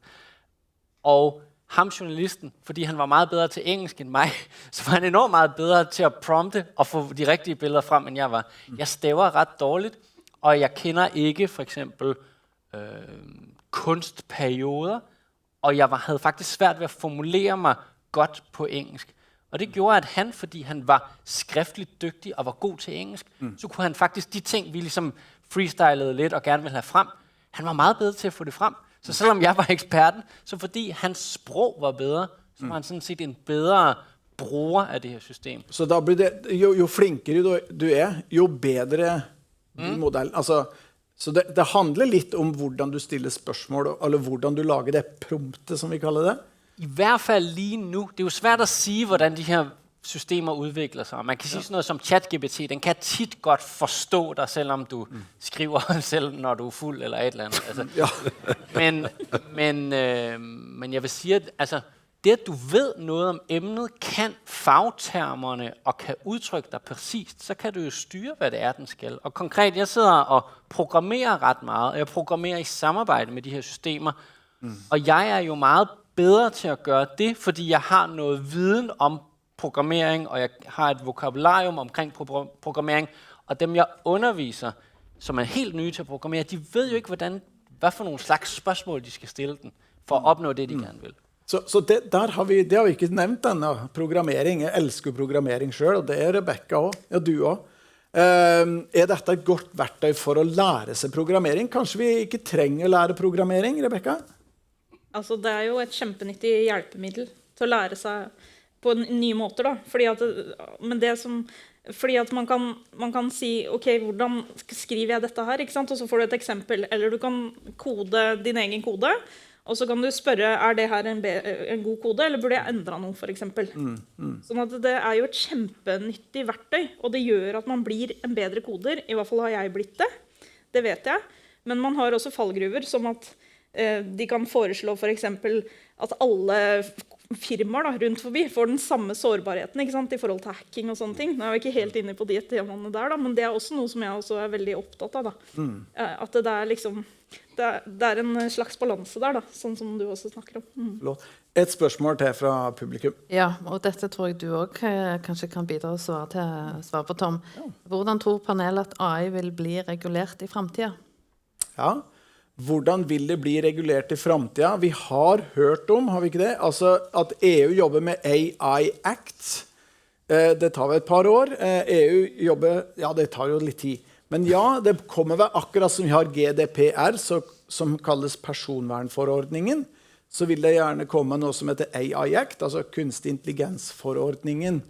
Dette kan ta litt tid. Altså, er det mulig å kunne ta i bruk ting på lovlig vis da, før den tid, eller må vi vente 2 år? Hva tenker du? Man kan sige, nu ved jeg, i Danmark er der jo nogen, der har udviklet, de kalder det skole-GPT, hvor de faktisk prøver at sige, hvad gør vi, hvis vi skal have noget, der er GDPR-compliant? Hvordan kan vi så? Det altså viser, at det er ikke helt nemt, men der er faktisk, altså de arbejder faktisk på det, men jeg tror, jamen, jeg ender jo igen tilbage til det med, når vi tager børn ud i trafikken, ikke? Altså, jeg tror, vi bliver nødt til, men det betyder jo ikke, at vi bare skal kaste, her er unger, her er ChatGPT, det er skide sjovt, bare giv den gas. Altså, det er jo ikke det handler om, og jeg tror måske, der også, jamen, altså, vi bliver nødt til at have nogle retningslinjer for, hvordan vi gør. Men samtidig, så er det også sådan, du ved, vi har også en tendens til, at retningslinjer, det bliver så sådan noget med, at det må du ikke, og i skolen, der er det snyd. Og så kommer de ud på den anden side af skolen, og så siger chefen, det der, det er mig genialt. Der hedder det entreprenørskab og innovation og remixing, og det er kreativ brug af teknologien. Du skal bare give den gas, du er månedens medarbejder. Ikke? Nå, men altså, det vil sige, at vi bruger hele deres institutions- og uddannelsesliv på at sige til dem, det må du ikke, det er snyd. Og så kommer de ud på den anden side, og så er der en, der siger, hvad? Er der ikke nogen, der har lært dig det? Nu skal jeg lige vise dig det. Giv den gas. Okay. Altså, så jeg tror, vi bliver nødt til at gøre det. Men så samtidig, så faldgruppen med det der, så sidder der nok mange her, undervisere og lærere, og tænker, en ting til, jeg skal vide virkelig meget om. Og der skal vi måske, der tror jeg, set fra min stol, så skal vi trække vejret og tænke, vi skal ikke alle sammen til at være eksperter i at kode, ligesom Andreas og Rebecca. Vi skal ikke alle sammen til at være eksperter i ChatGPT og kunstig intelligens. Men vi er jo nødt til at have en eller anden nysgerrighed for, hvad er det så, det kan. Og så må vi jo, altså, de fleste af os kan vel finde ud af at oprette en falsk e-mailadresse. Altså. Nå, men det der med, at så må vi jo finde nogle veje rundt det. Jeg sidder ikke her og opfordrer til, at alle skal bede børnene oprette en falsk e-mail. Men det der med, så må vi finde nogle veje rundt, og så må vi jo, altså jeg tror, den børnenes naturlige, nu taler jeg jo meget om børnene, fordi jeg arbejder meget med grundskoleniveau, ikke? Men deres naturlige nysgerrighed på at afprøve ting. Altså når børn taler grimt, når de er 4 år gamle, så er det jo ikke fordi, at de tænker, nu skal jeg og nu taler jeg bare grimt til dig. De leger med sproget. De afprøver, hvad for noget sprog virker, hvad er reaktionen, hvor går grænsen. Og på samme måde, så bliver vi jo nødt til, måske som underviser, er det også noget med, at vi afprøver det, og bliver fejlmodige og siger, nå, okay, det virkede ikke. Eller det var noget værre rod, det der. Hvad lærte vi så af det? Og der synes jeg, at det du gør med at sige, nu bruger vi det til noget, og nu genererer vi noget. Altså, når jeg bare skriver, jeg skal bruge en advokat, og bruger mere Midjourney om at generere en advokat, så er der kæmpe rum for at tale om, hvad er det for nogle bias, hvad er det for en etik, hvad er det for en ideologi, der ligger inde i Midjourney, fordi den advokat, han blev hvid i huden, og han blev en mand, og han blev cirka 40 år gammel, og han havde helt sikkert ikke kæmpe skæg, og han havde helt sikkert ikke langt hår. Vel? Altså, så er der, altså, så åbner verden sig jo for dem, og så er det måske det der med, at igen, jeg tror, jeg har sagt det et par gange nu, at uddannelse er også at åbne verden for de mennesker. Så jeg bare nå tenker litt sånn, fremtidens, altså det å lære om god dømmekraft og god kildekritikk blir kanskje viktigere enn god formuleringsevne og pugging. Hva sier du, Lisa? Ja. Ja, ok.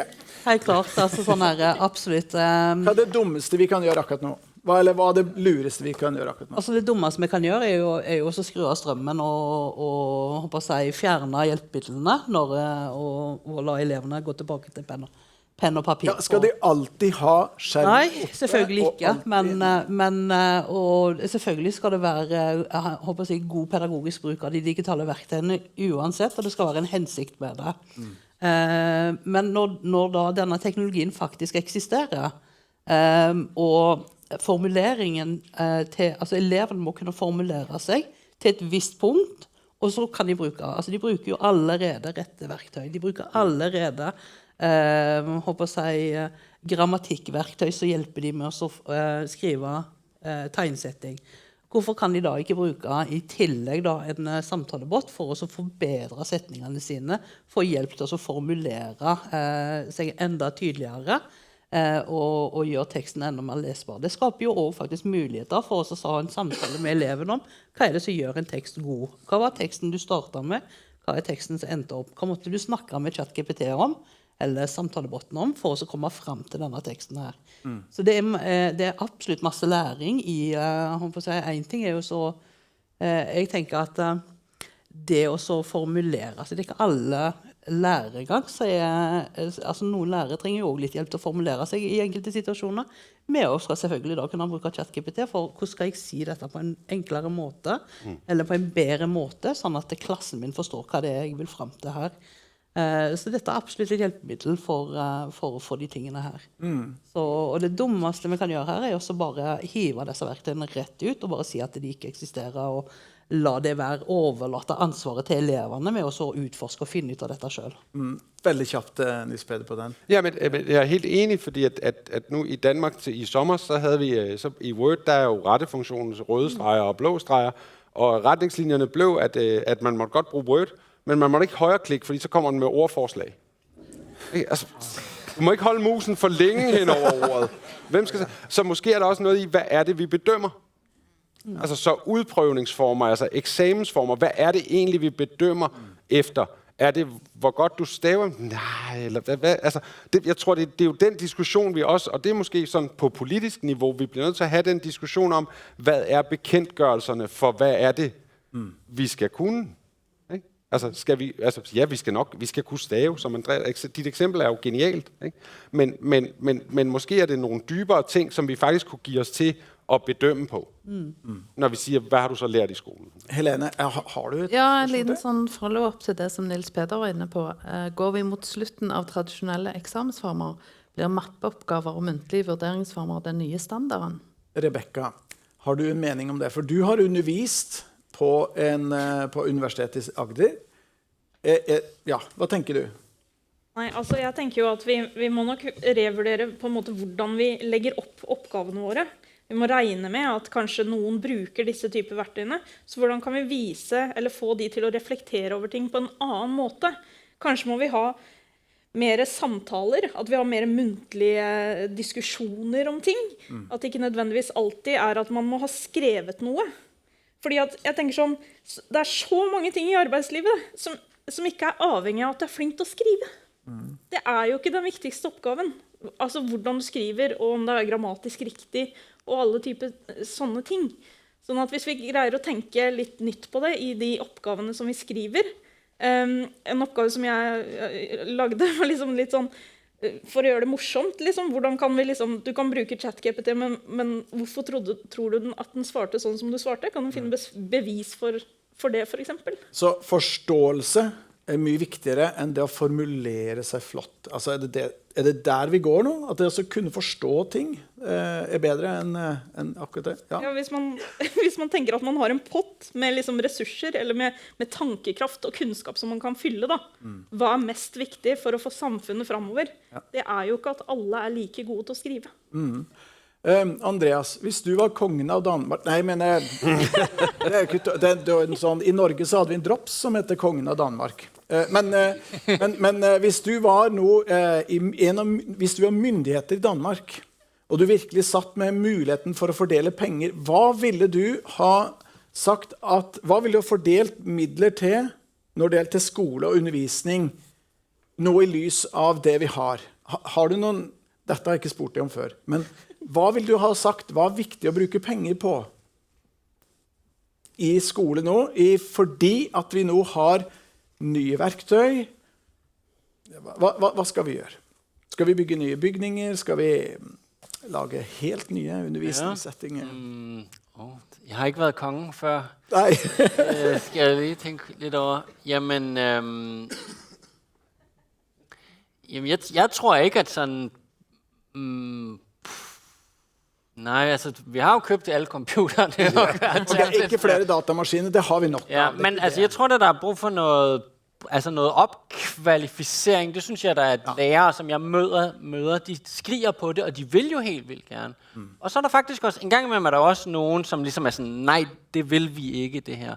Og jeg synes faktisk, at især dem, som ikke vil, eller dem, som er skeptiske, eller dem, som måske er teknologikritiske, det er dem, der også skal ind og røre ved det. Det er dem, der faktisk skal prøve de her ting af, fordi så bliver deres kritik bedre. Jeg synes, at det at være ligesom begejstret for tingene, prøve dem af, have det sjovt og være vildt kritisk over for dem, de to ting er ikke forskellige ting i min verden. For mig er det det samme. Jeg griner nærmest hver dag over ting, der bliver lavet med AI. Jeg bruger det hele tiden i mit arbejde, og jeg er mega bange på samme tid. Og det kan godt, altså den kompleksitet kan jeg godt have, og det tror jeg faktisk de fleste godt kan have.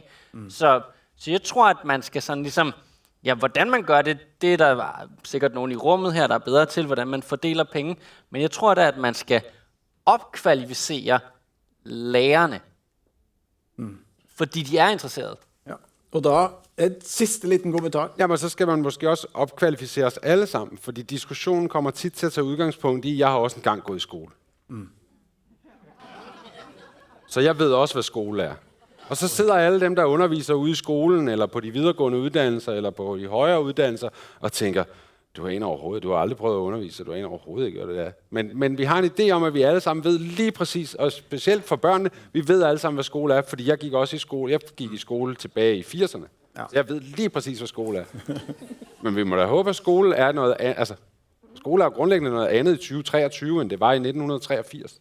Ikke? Altså, og på den måde, så er der måske også en opkvalificering af os alle sammen. Men det bliver også så dyrt, ikke? Men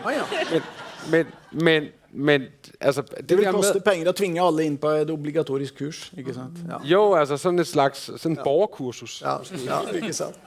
Yes, kunstig intelligens er kommet for å bli, og den delen som nå kalles generativ KI, det vil endre på mye. Og vi har fått gode eksempler nå, og gode råd på hvordan vi kan ta det her i bruk på en god måte. Og samtidig så er det fallgruver som vi må tenke på. Og en ting til, teknologiutviklingen, den vil ikke stoppe opp. En ting er sikkert. De av oss som orker å sette oss inn i generativ AI og kunne møte samfunnet der, vil kunne da møte ungdommene på en utrolig god og bra måte, uten at vi trenger da... Vi må ta vekk skylappene og se hva vi har. Så tusen takk til Lisa, Nils Peder, Rebecca og Andreas. Vi gir dem en skikkelig applaus.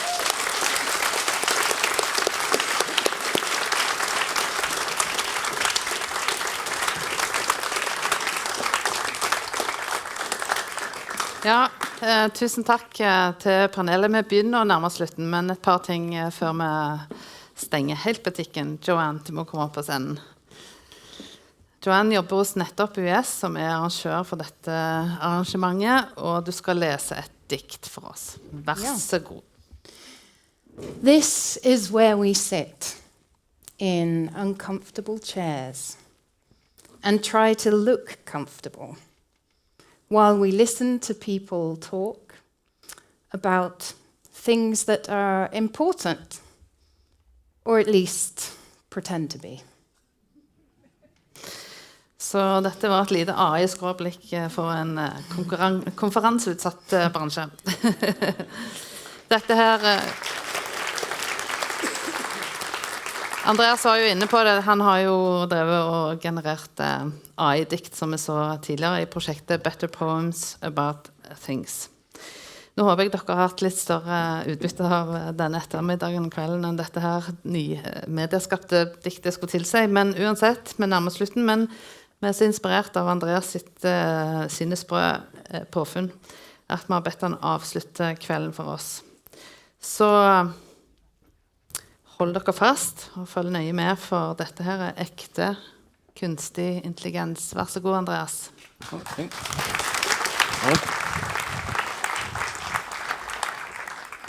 Det tager lige 1 sekund, nu skal vi lige plukke i.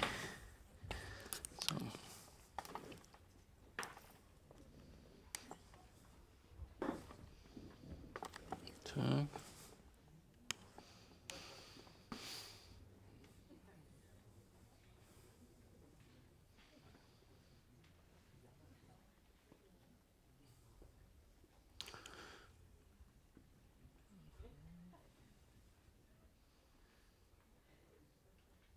Oops, sorry.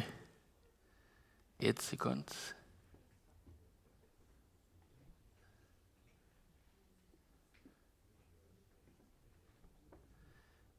Yes, jeg er blevet spurgt, om jeg vil på scenen en gang mere og lave et musikalsk indslag. Og det her det er altså første gang, jeg gør den her slags. Nu må I lige bære over med mig, det bliver lidt et eksperiment. Jeg har et kvarter, og vi skal prøve 3 forskellige ting.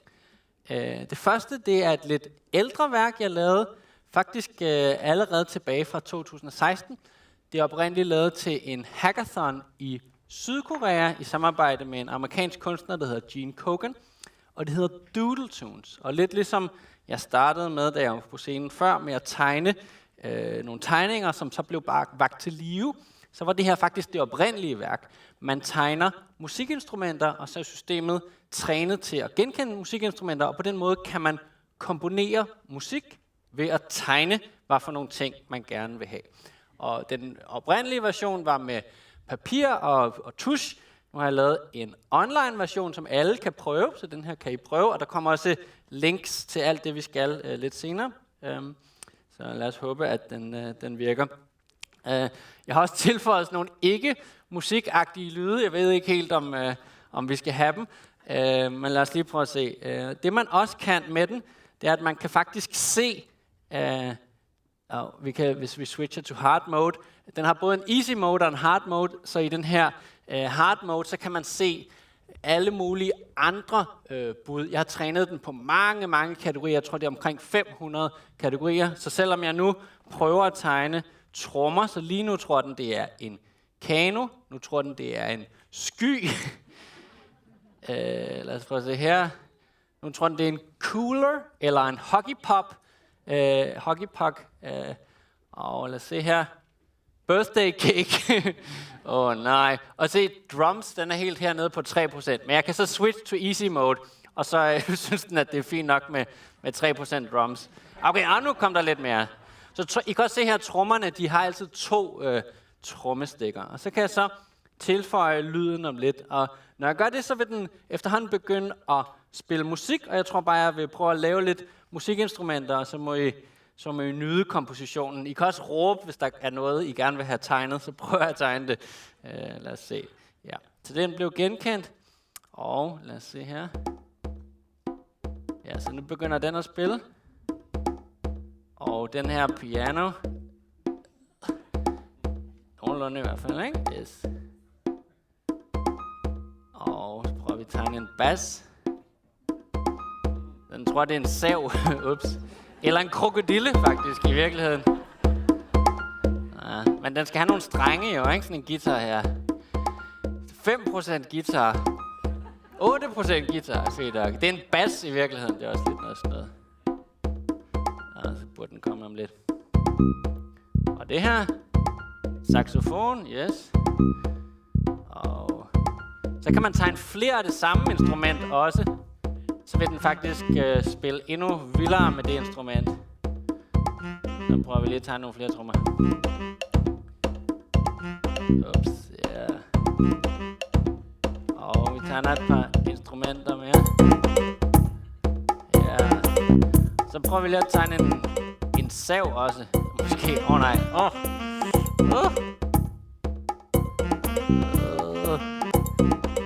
Ja, det virkede ikke. Jo, sav. Ja, sav og en fugl måske.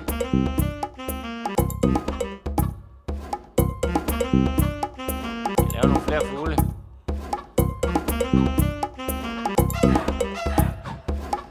Nej. Cykel. Ja.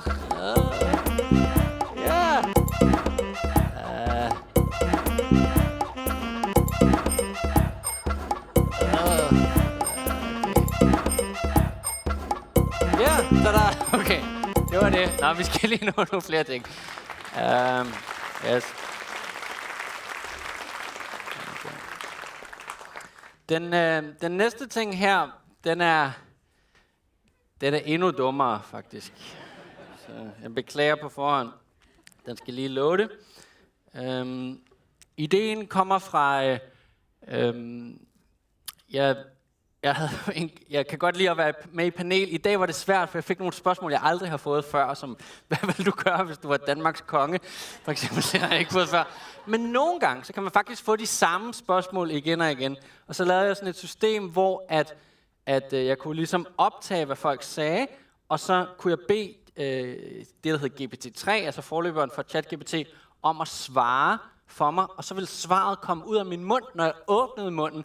Og jeg gjorde det, da der var en masse online undervisning og webinarer under corona. Så det var ligesom inde i Zoom, så kunne jeg ligesom bare svare ved at åbne munden.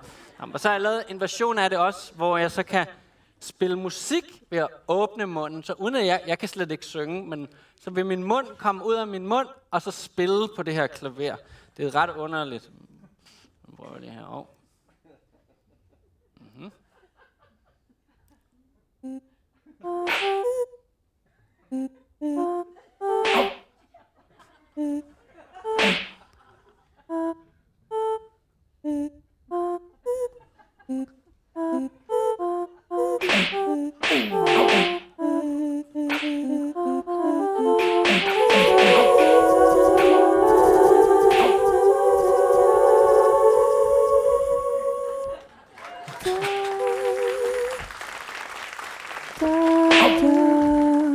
Okay. Slut. Ja, okay. Nå. Okay. Så det var lidt nogle gamle ting. Men så skal vi selvfølgelig også prøve noget nyt. Og det her, jeg kan ikke rigtig tage æren for det her. Nu bruger vi bare et kommercielt værktøj, som jeg lige har faldet over, som jeg synes er ret sjovt. Det hedder Suno.ai. Og ideen er, at man kan tage tekst, meget, meget simpel tekst, og så kan man lave hele sange ud af det. Og det vil sige både musik, en lyrics, altså sangteksten, og så også faktisk en vokal. Det virker ikke altid så godt, men nu prøver vi det, ikke? Så det jeg gerne vil have er, at I skal ligesom råbe et emne til mig om lidt, og så skal I prøve at tænke på en genre.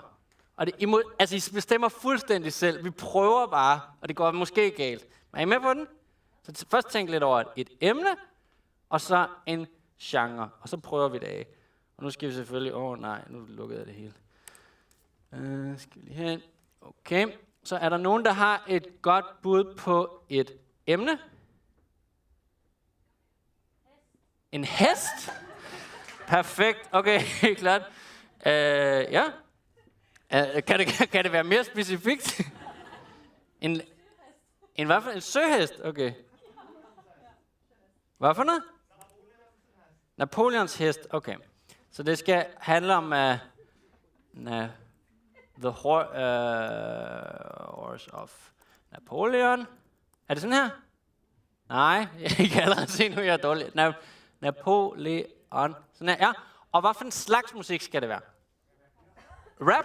Ja, fedt. Det er klart. Okay, det prøver vi.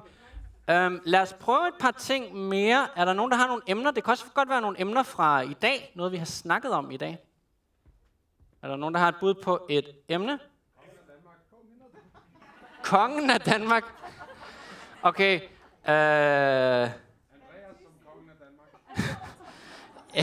Okay, vi tager noget med kongen. The king. How, okay, så siger vi. How the king of Denmark changed education with AI. Skal vi prøve det? Og så, hvad for en slags musik? Genre? Jazz, okay. Okay. Helt klart. Nå, mens den står lige og tænker lidt over det, så har jeg selvfølgelig snydt lidt i forvejen, ligesom TV-køkken. For jeg ved ikke, det kan godt tage lidt tid at lave det her. Vi har 6 minutter tilbage. Så jeg har selvfølgelig prøvet at snyde lidt. Så jeg har taget nogle artikler, som ligger på den her konferences hjemmeside. Og det jeg har gjort er simpelthen bare at... Jeg har ikke engang læst dem. Jeg har bare napset dem.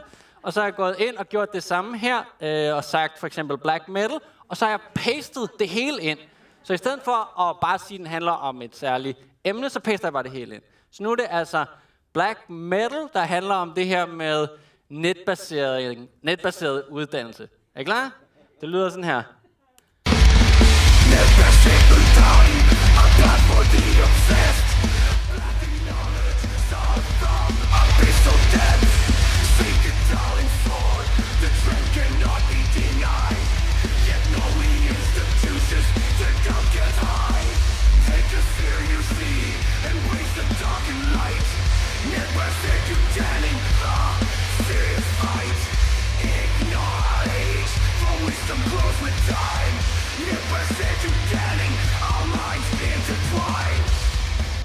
Det blev okay.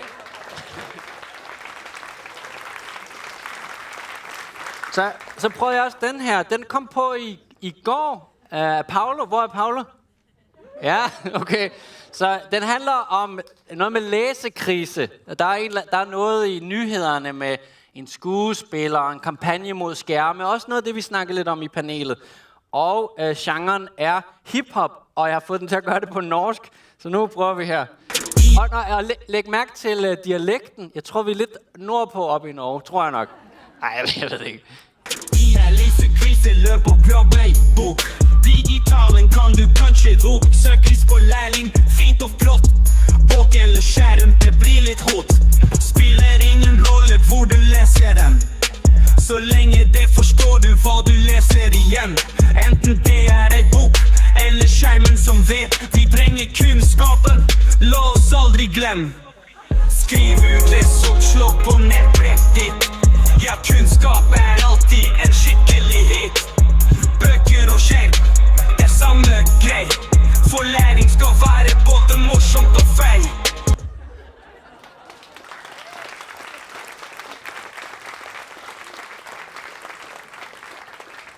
Altså, hedder det netbræt? Er det en tablet? Fedt, sjovt. Okay. Nu kom der noget her, så må vi se. Så det her, det var Napoleon og hans hest. Og hvad var nu genren, var? Jazz, okay. Ja.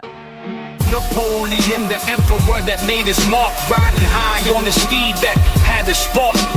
A horse so strong, it carried him to fame, with hooves that echoed, his legacy came. His mighty stallion, charging through the mist, galloped the victory, never to resist. Together they conquered a legendary force, the horse of Napoleon on a timeless course. Ja, okay. Prøv den. Og vi tager, så var der den her med kongen af Danmark og uddannelse og AI. Ja. The realm of Denmark had changed the place. The king, enlightened, embraced the eyes embrace. Education revolutionized. It reached new heights with innovation and technology, a shining light. Oh, Denmark's king, visionary and true. AI's wisdom transforming education through and through. Melodies of progress resounding through the land. A symphony of knowledge crafted by his hand. Ja, okay. Ja, så om backstage, så testede vi det også lige med nogle af dem fra panelet, og der prøvede vi at lave, jeg tror det var en country-sang om noget med, hvordan Big Tech har en stor indflydelse på børn. Så det her, det er en country-sang om Big Tech og børn. Hey there, little one, with eyes always glued to screen shining bright in a digital mood. Big tech's presence growing, it's hard to deny, but it's leaving our children questioning why. Lost in the wise in a virtual haze, caught in a web where innocence fades. Oh, big tech script tightens, leading them astray. In this modern world where childhood goes away. Ja, tough, ja. Okay.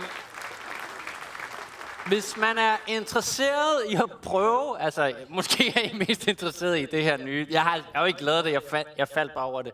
Men man kan også prøve at omsætte tegninger af musikinstrumenter til musik på den der URL. Og så det her med at åbne munden og få nogle lyde ud af det, kan man også prøve. Ja, det tror jeg var det. Så må I have tak for i aften.